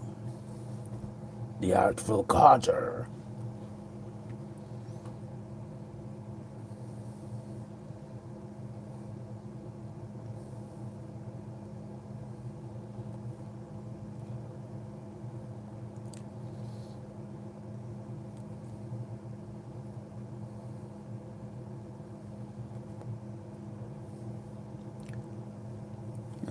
Off you go then. Off you pop. Seriously, Ben, just out of interest, do we ever get to hear your real voice, or is that your real voice that you do your videos with? Or do you put on that kind of accent?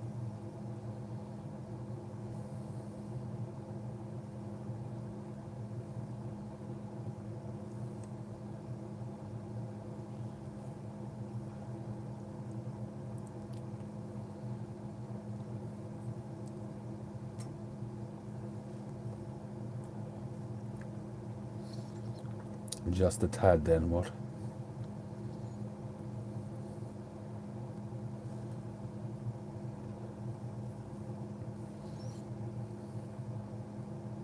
I like the filters that you put on your videos. Filters, the music, the decor, it all works. Very, very impressive.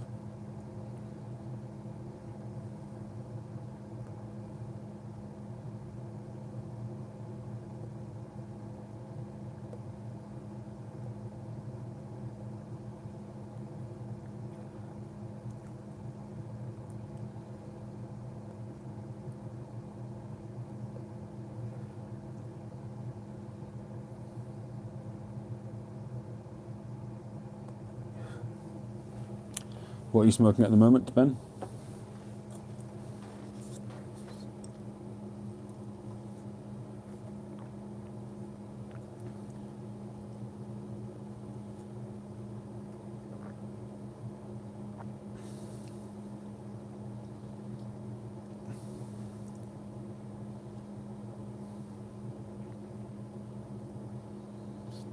Ooh, nice. Enjoy your dinner out.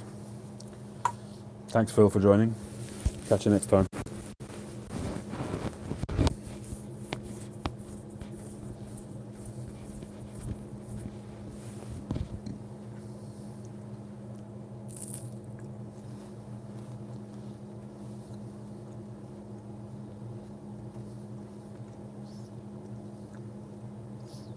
As long as the word velvet features.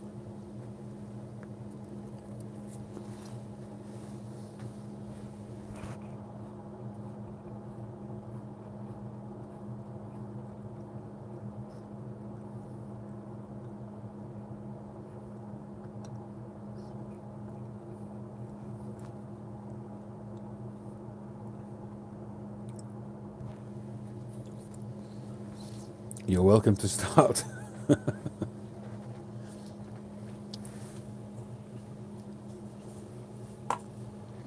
Ben, what's your take on the whole Dunhill McClelland situation? Hey Joshua, I'm sorry I missed your live feed earlier on,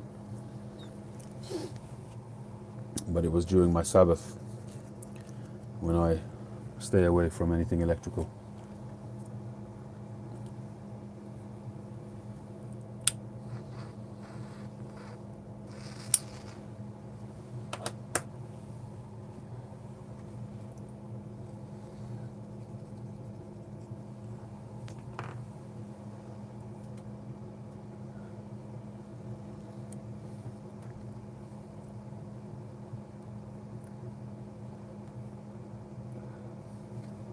You can adjust that in the settings. Also depends on your connection, your internet connection, but I think when you set up the live, you can adjust the settings to the quality of the feed.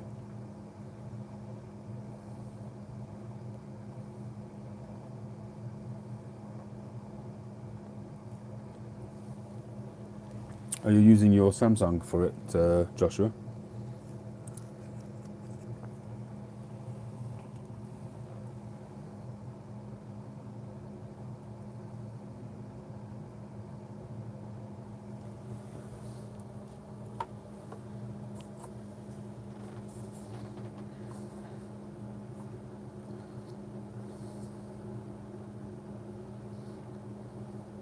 Yeah, Joshua, I would definitely encourage you to use your phone. No question about it. What I do at the moment is I'm using an iPhone to actually run the feed, and then I log into my own channel on my main computer so I can see the messages much larger, and it's easy to respond and manage the whole situation.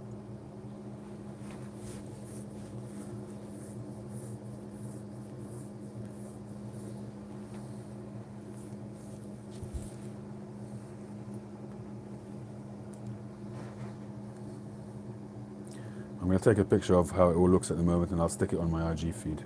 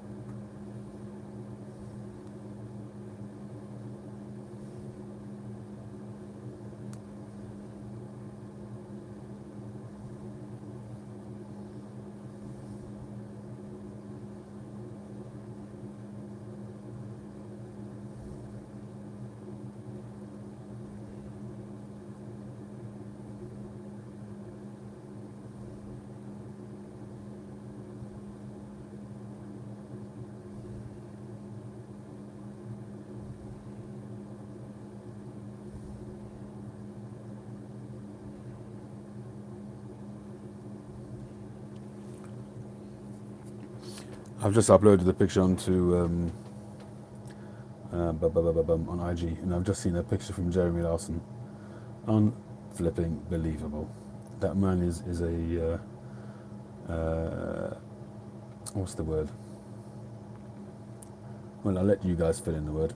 He bought 5 tins of Balkan Blue, 5 tins of Tawny Flake, 4 tins of Frogmorton, and 5 tins of Grey Havens. That man's cellar must be enormous. He must have a whole room full. Unbelievable. Briar Hoki's also been busy.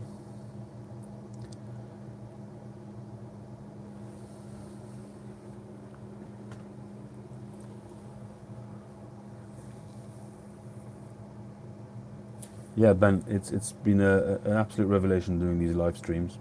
I was a bit hesitant at first, but once the chat is just fantastic, it's really easy going, and it's just a good time to spend with people with similar interests. Quaker, no, I don't have any custom builds. I have toyed with the idea, but I've slowed down on my acquisitions. Once I kind of got enough filtered pipes when I did the change. Oh, nice. Joshua, did you get that on eBay, the Ashton?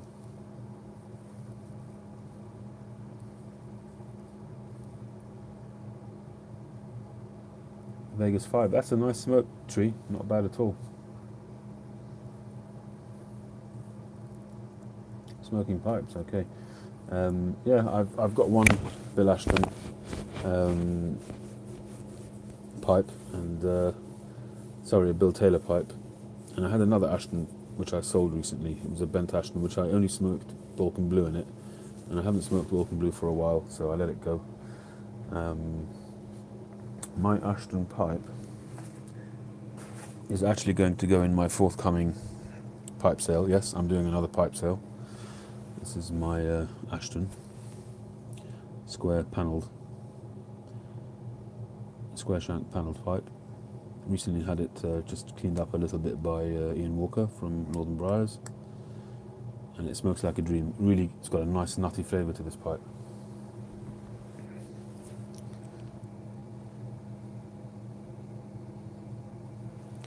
When people talked about a flavour that was added by pipes, this was the first pipe that I really experienced that with. I smoked this mostly with, what did I smoke this with? No Bite Delight from Boswell's in the early days. It was really nice, and they're really, really good. If you're interested, I can give you a preview of the pipe sale. Anyone? I've got them all in a box next to me.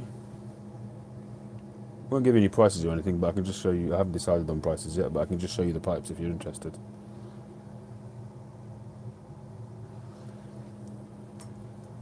Ben, that's a good question. You know how many times I've changed on that? Whether to go straight or bent. At the moment, I would say I'm probably more sort of a semi-bent for most of the time, but still a lot of straight pipes as well. The full bents I don't smoke so much anymore. I did in the beginning.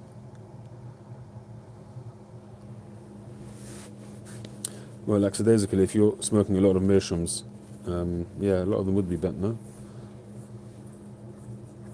Yeah, a Billiard Canadian, fantastic. I agree. The one with the white stem is a Moretti. Moretti pipe. If you haven't discovered Moretti pipes, then you ought to. I've got a video on my channel which features the way he makes his pipes. I downloaded several of his videos and put them together to show how he makes his pipes. All of his pipes are freehand. He's unbelievable. I mean, when he's drilling the pipe, he holds the block, and you've got the thing on the lathe, and he just does it by hand. It's not in a chuck. He's unbelievable. And when he drills the pipe, he's got the drill bit spinning, and he just holds it and just pushes it onto the drill bit, and he drills it straight and true. The drilling on this is just unbelievable. That's why I want to convert this one.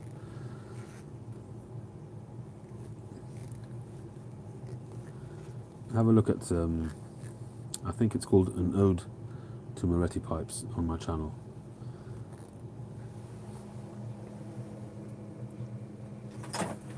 Alright, so I'll give you guys a quick preview. Okay, that's, a lot of you will be surprised to see this one go. This is a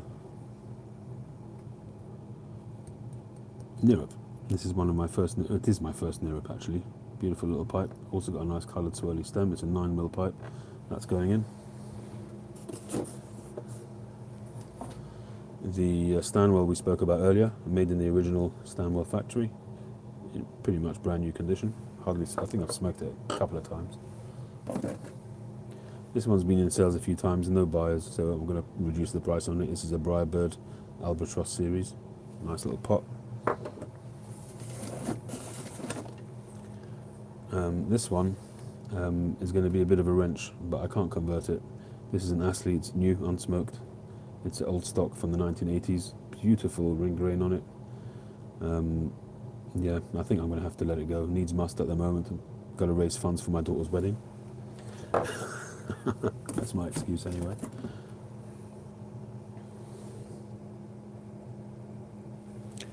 Got a beautiful Mastra de Paja.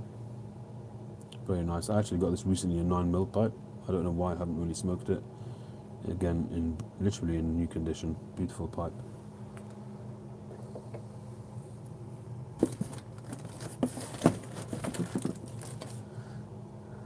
This is a naked Savinelli 673 Friday Savinelli, if you like. Also barely smoked, which I was originally bought to stain it up and experiment with, but I never got around to it. So that's going to go for a few quid. I don't know, maybe 30 quid or something like that.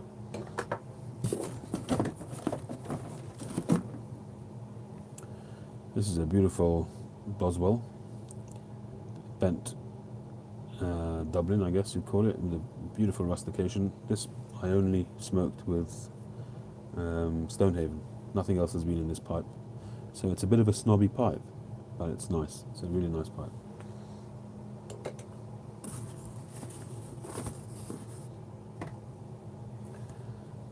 This is in a Scotty. I was on a Scotties for a while. This is a 9mm, yeah. But for some reason I don't smoke this one. I don't know why, I just don't. So I figured might as well sell it.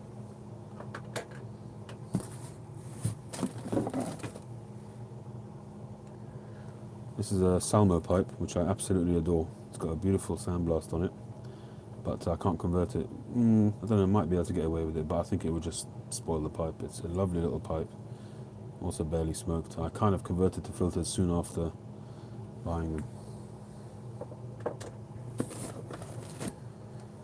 We have a Northern Briars Zulu. Beautiful Cumberland stem on this one. This is not a 9mm, just a regular. That's a, you know, really, really nice sterling silver band.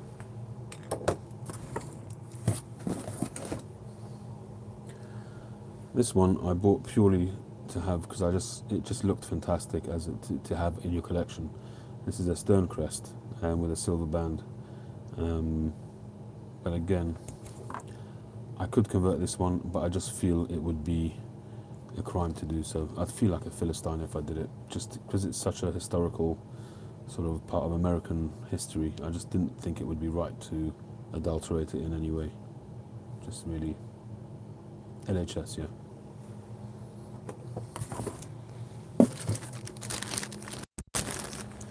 Next we have another Astley, panelled.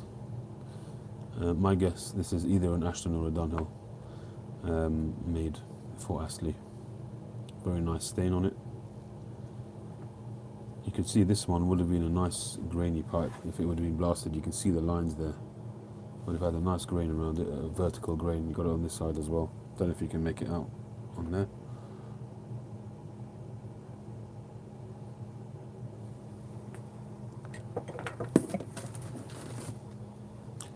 This is my first custom-made pipe by the Boswells. Beautiful little pipe. I called it a cherry dog because of the colouring and the fact that it's a bulldog. and I like this rustication. A lovely blend of smooth and rusticated in mint condition.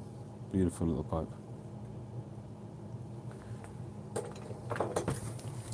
And last but not least, I think I've shown it. This is quite a large Astley with a gold, pure gold band, unsmoked. Again, old stock from the 1980s. Probably you could probably work it out from the hallmark. The gold put on by Leswood, as you'd expect. Pretty much any decent silver work or precious metal work would have been done by Leswood. Anything in the UK. Beautiful high-grade bulldog.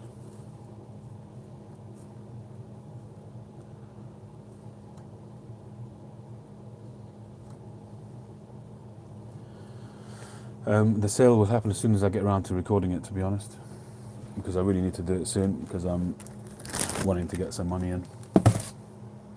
Got bills coming out of my head for this wedding. So it's not going to pay for the wedding, but it all just helps, you know.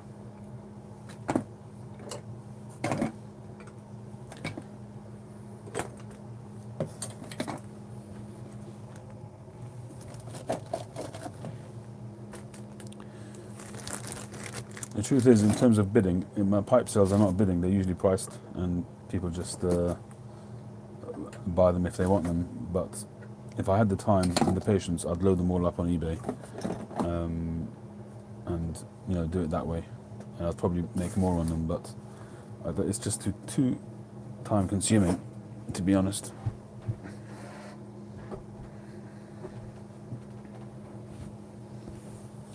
Well, Tim, if you want to, if 35 quid sounds good to you, you can have it. I won't put it in the sale.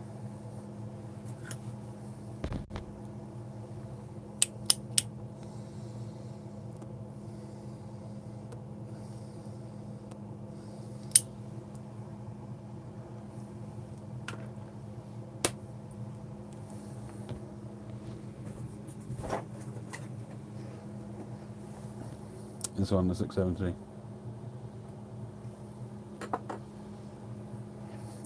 I will sell the Ashton if I get the right price for it. They're worth a lot of money. It's this one is from the 1980s, I think, so it's definitely a Bill Taylor. I'm going to be looking for about $250 for it.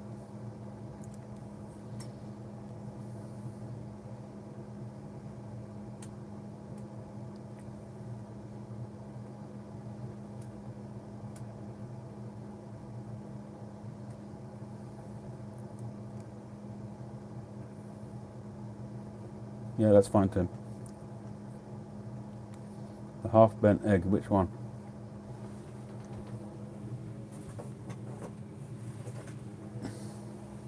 This one?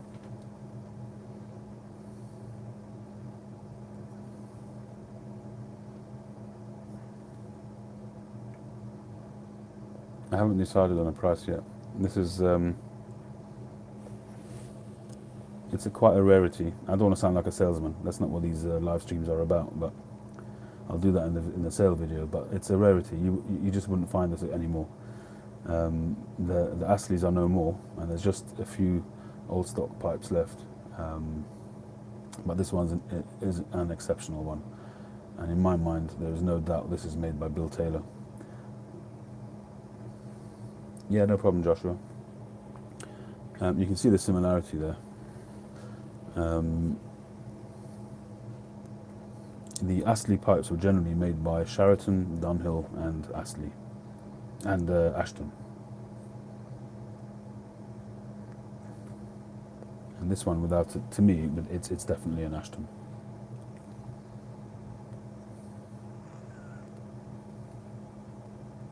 This one's going to be a similar kind of price to the Ashton.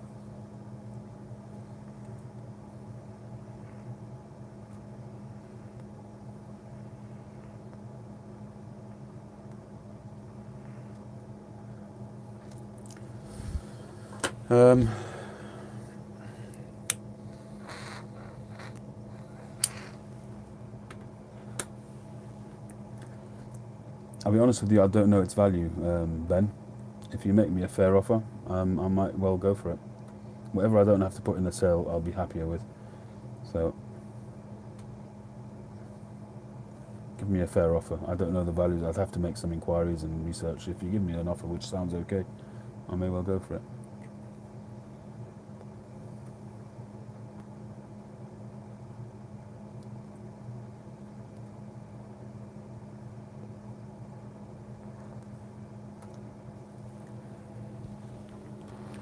Come on, Ben, let's have it. Let's be having you.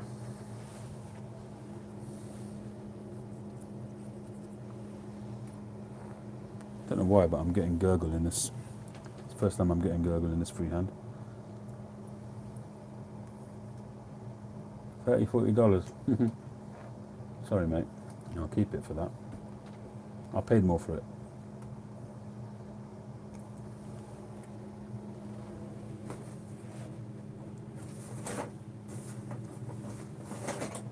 I haven't actually smoked it.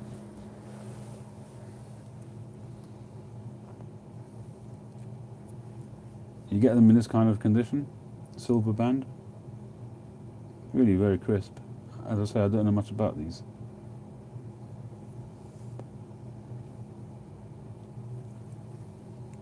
Do you think I should put a filter in it, get it converted, and just smoke it? It's a lovely looking thing.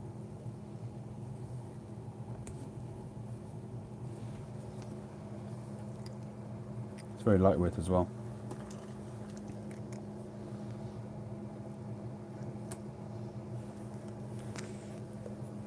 Yeah, I think I saw Andy with... was it Andy?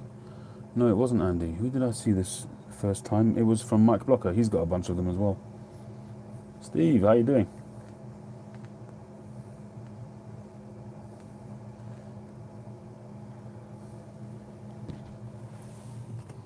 Steve Bell, everybody. The maker of this tamper. Deer Antler, I think he said it was. Personalised. And I've even got some currency. So whenever I want to stamp on the US dollar, I just do that.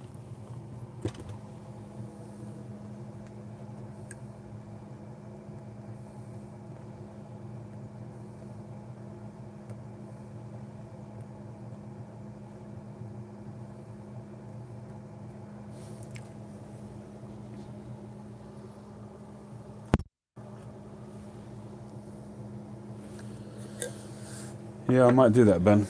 There's something special about it, and like I said, the reason why I didn't want to convert it was because I just felt it would be wrong to change it. I didn't want to really do anything to its character, to its original intentions of the carver.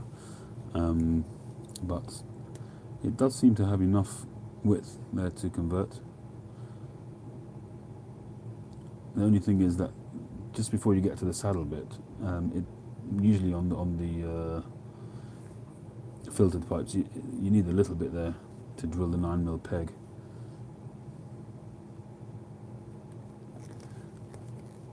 When you say at least 1948, is that because they stopped making them then?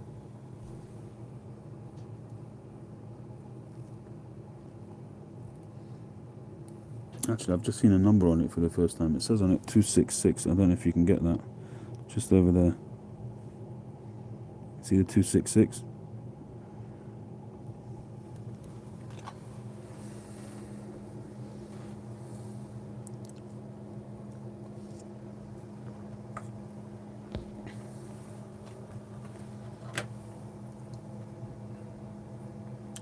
It is a very cool rustication.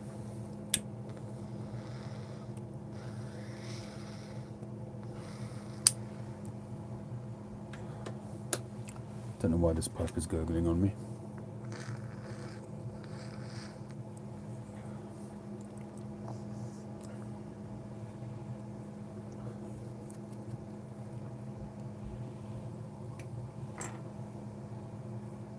Oh, cool. I'll look forward to that, Ben.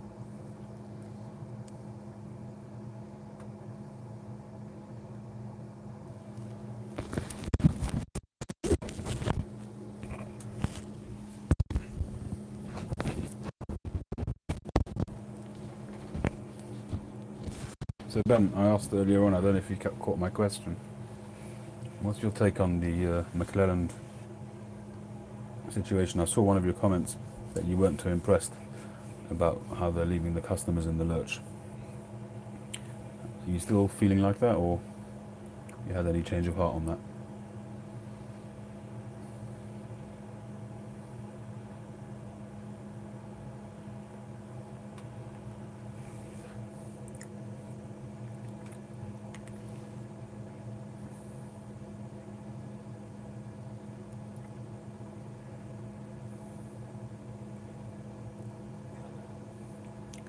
Not much point being on here then, is there? Come on, Ben.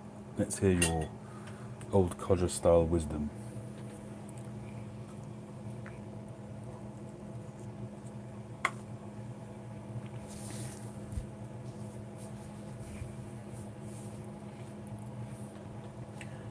No problem, Steve. What did you do with the rest of the antler is what I want to know.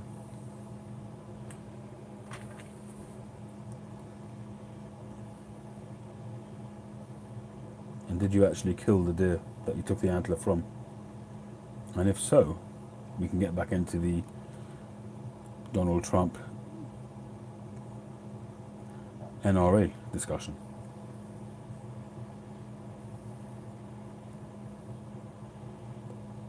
Or maybe not.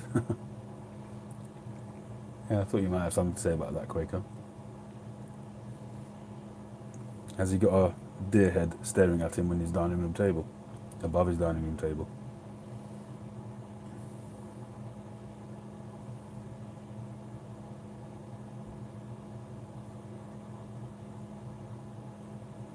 I wouldn't expect you to know, Steve. You're a Brit.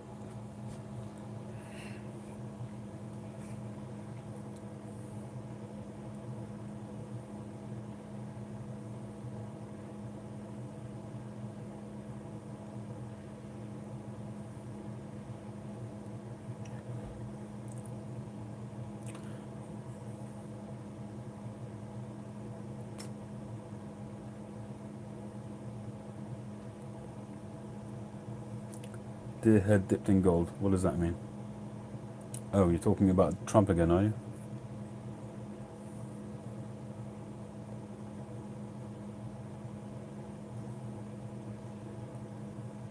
Oh, go on, show off just a little.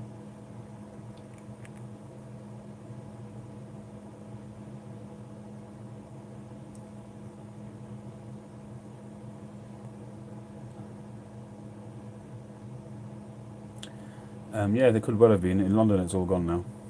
We had a bit of rain, temperature's gone up a bit, so it's all gone. But people up north, Tim and Stephen, I think they've still got, although I think it's on the decline, thankfully.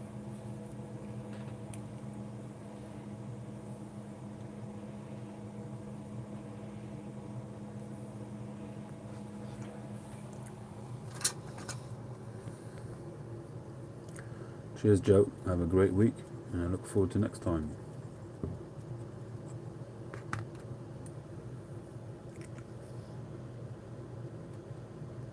Oh, you had fresh snow today, Stephen?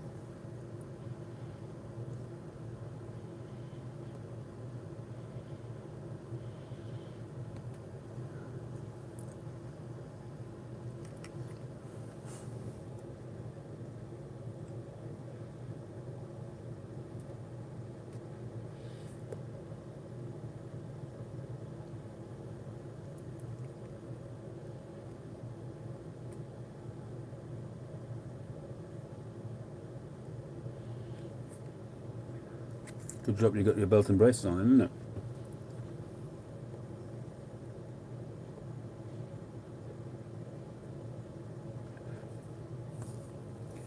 Yeah, well, if it gets cold again here, then we will have a problem with ice.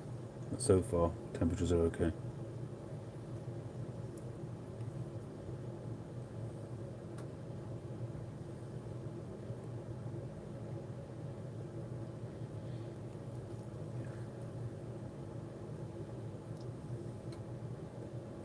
Yeah, we said that last time. It would be nice if we could all join in with video at the same time.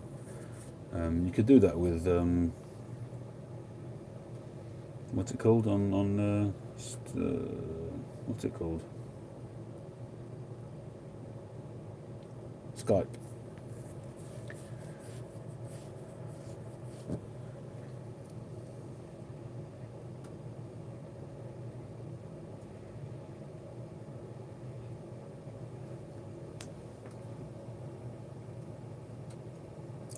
Yeah, I saw our postman today with cleats on his shoes. He was fine, although it all melted by then.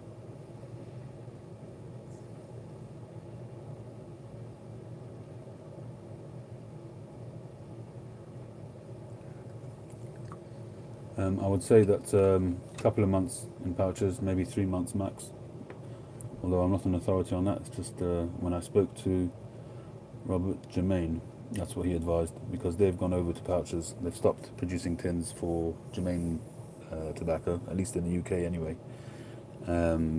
So when I spoke to him, I asked him about that, and he said 3 months tops in pouches.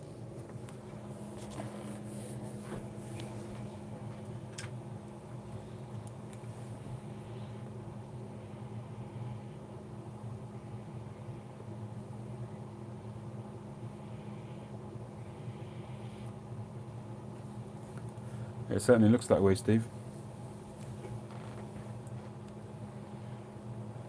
I haven't tried that 40th. Is it really good? Everybody seems to be stocking up on it. Now I can't get any.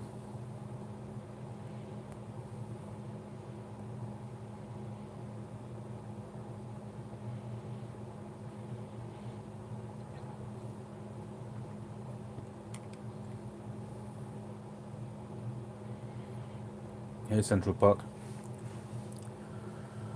Well, if anybody's got a tin they want to share, feel free.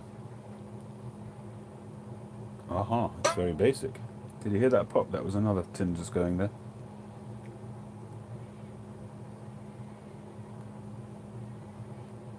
I like And So To Bed. I'm glad you're enjoying that, Tree. Oh, you're too kind.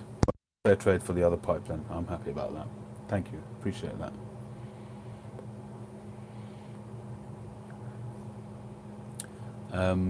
Bum bum bum bum bum. Who was I about to comment to?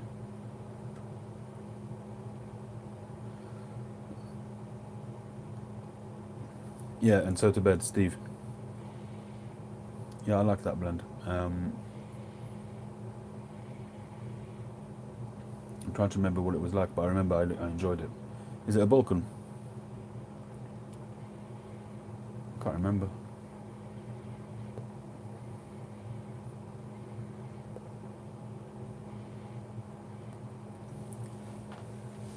The problem I have with all the blends that I try is that I'll do a first impressions, I'll smoke it for a few days, and then I'll invariably go back to my regulars until the next first impressions that I do.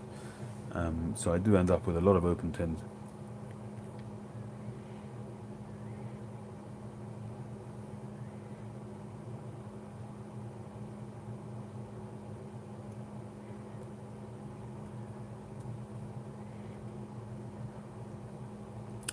Cheers, Joshua. Have a fantastic evening. You see that Stonehaven? You do indeed. Peace, Joshua. Thanks very much for staying.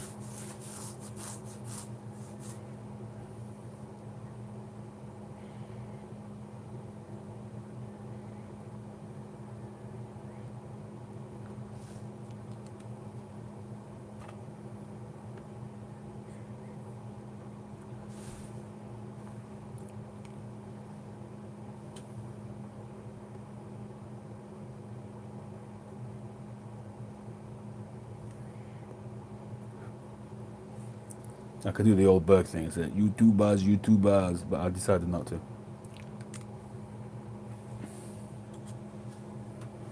But I just did.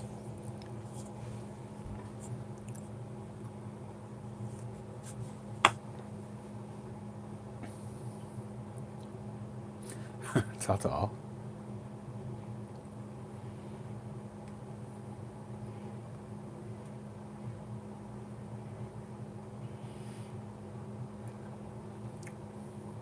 He's a very cool old Berg. He seems to have an unending amount of Salam pipes to give away. Well, obviously Salam's giving them away.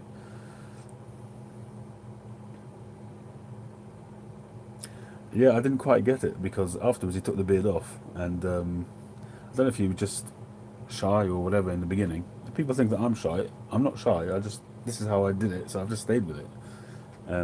I turned the camera around last week actually for a short spell, but yeah. So now he seems fine with it. He doesn't use the beard at all. He's a generous soul, genuine bloke. Well, this is the third Saturday that we're doing it, and that's the intention, hopefully. I'll have to see what happens as we go into the summer, because the Sabbath goes out very late in the summer, so I don't know if I'll be able to do it. We'll have to see. Maybe I'll change it to another night.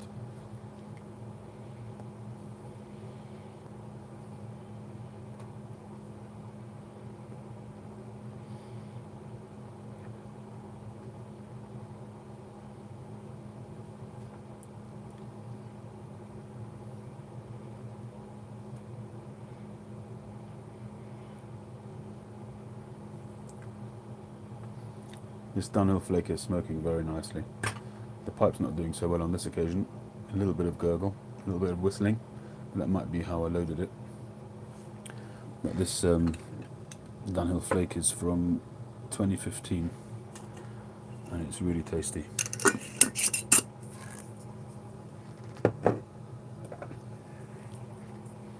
Picking up the wrong pipe. You're smoking Dunhill flake, Steve?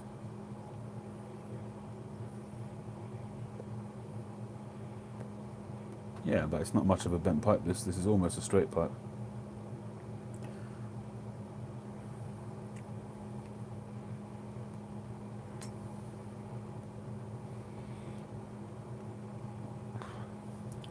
There's definitely something in that with bent pipes. They do seem to gurgle more than straight pipes because the moisture gathers in the heel.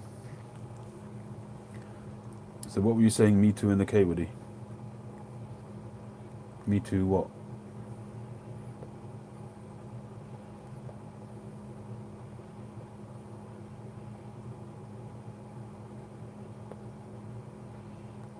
Oh, right, okay. Is it bent, the K, Woody?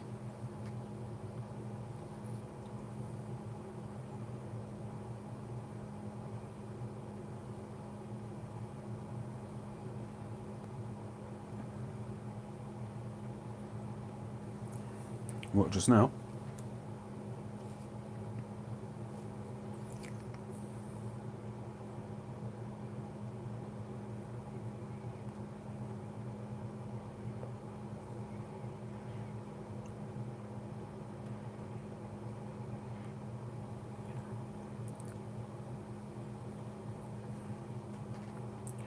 My IG doesn't want to update, it's just spinning at the moment.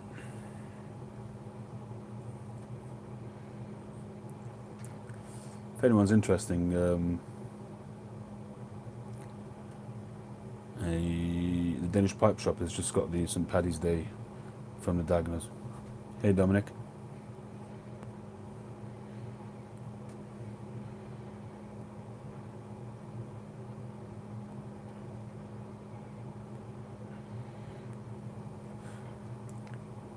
Ooh, Pulse Pipe's just made a cigar pipe. Very cool.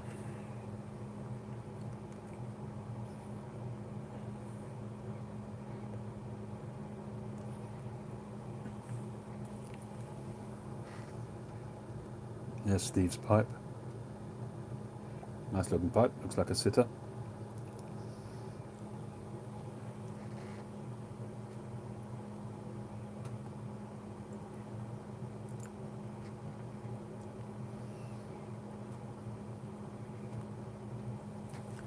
Yeah, I get that, Central, but I don't know. I mean, there's got to be other tobaccos that he could just make a new blend, which isn't the same, which will be true to that new blend. There's got to be other tobacco out there that's good quality. I just think it's a combination of everything: their age, their will to retire, and the FDA, all of that together with his loyalty to his tobacco.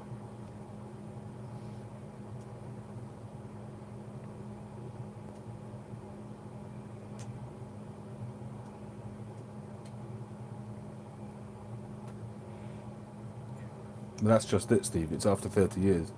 I think it's just a little bit too late for them, possibly, to start growing tobacco and experimenting strain after strain till you get what you want. It takes years. It's you know, it's crop after crop, yield after yield, fine tuning it. They're too late for that.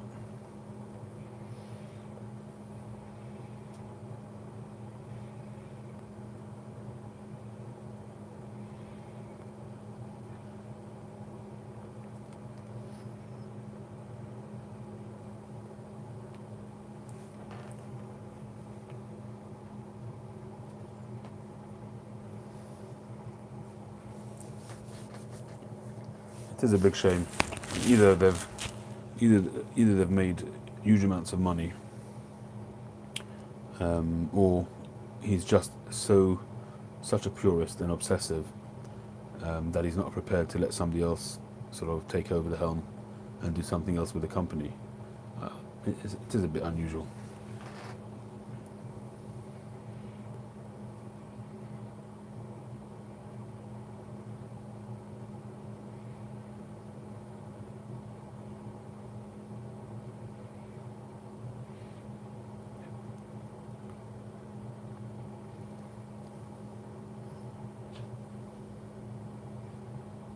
Sandro, yeah, absolutely, but still, they can rest and sell it up to somebody else. I don't know about London Fog. Somebody did ask me about that earlier on. I don't know. At the moment, I'm not in a huge rush, as I've got a fair amount of it. But as I mentioned, I'm going through it at quite a pace. So it's not an emergency yet, but I do want to find something similar. I was in touch with Derek Tant, and good night, Stephen. Thank you very much. I was in touch with Derek Tant, and he put up a video about alternative Virginia blends. If you're really into McClellans, so night, Jim Bob.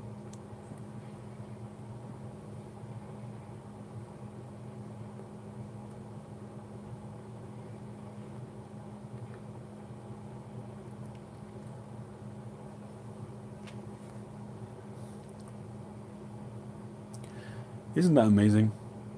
Father and son, YTPC, YouTube. I think that's so cool.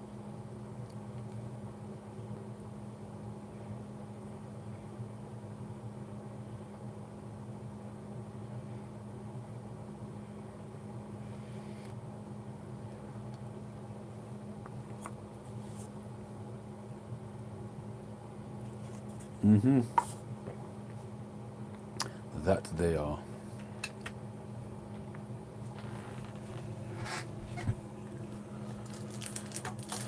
Yeah, Cobbett of the Shire and Wolf Valley Boy, father and son. But as Stephen said himself previously, he feels like brothers. Isn't that amazing?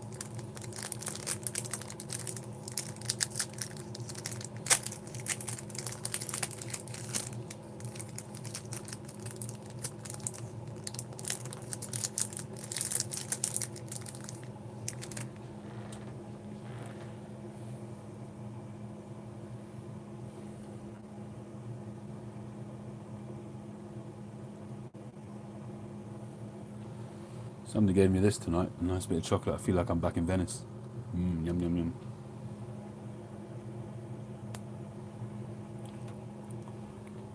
Oops, there goes a bit.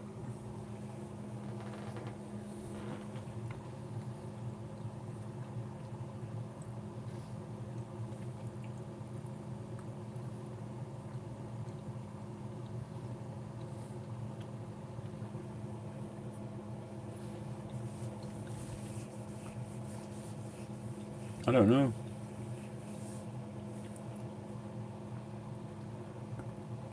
Tim's sending me a tin of the 40th anniversary, which is very nice of him.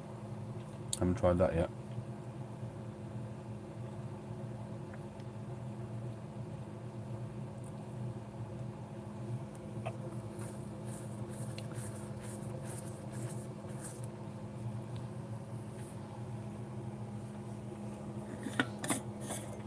And yeah, as we've been saying, I would like to find something akin to Virginia Woods.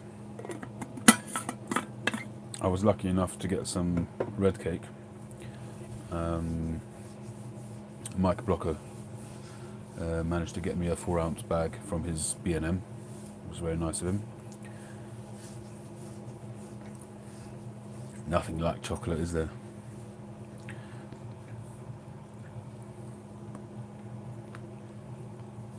Yeah, it is good red cake. Are you sitting on any, Steve?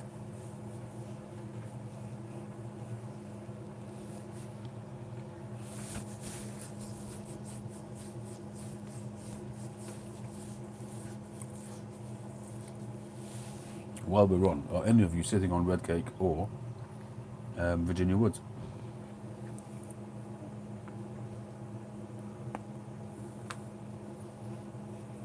I'll be up for a trade if anybody wants.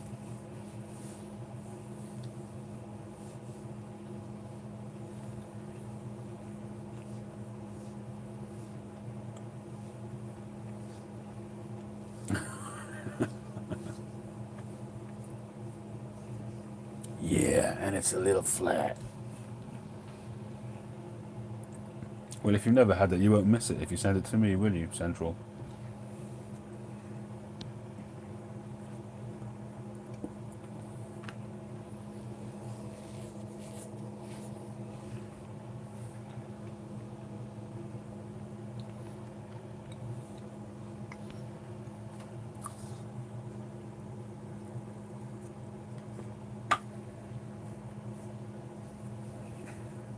Hey, Scotty.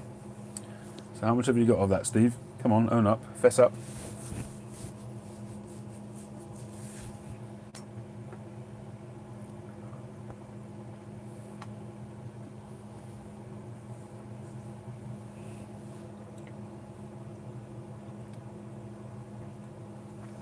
All right, I'll let you keep that, Steve.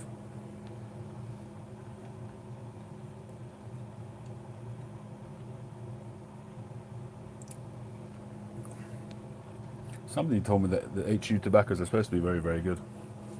Somebody did mention to me a Virginia that they do, possibly something like red cake. Maybe it had the word red in the blend, in the name of the blend. I can't remember what it was called, but it was at the Pipe Show of London, Pipe Club of London, and somebody recommended it to me.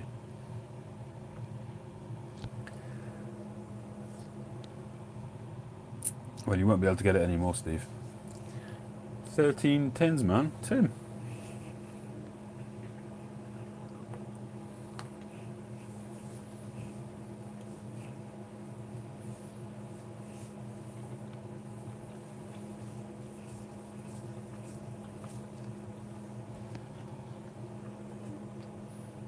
Yeah, you are doing it, Jeremy. I think I did try the Bombay you sent me. It was very nice.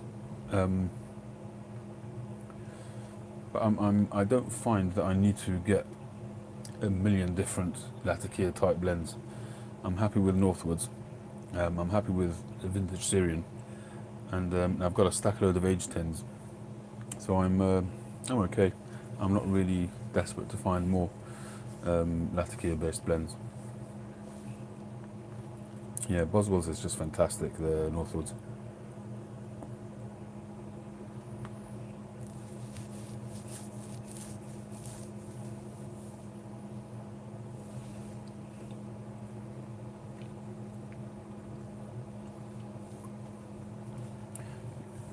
Yeah, I've seen a lot. I'm back. I'm back. I'm back. I'm back.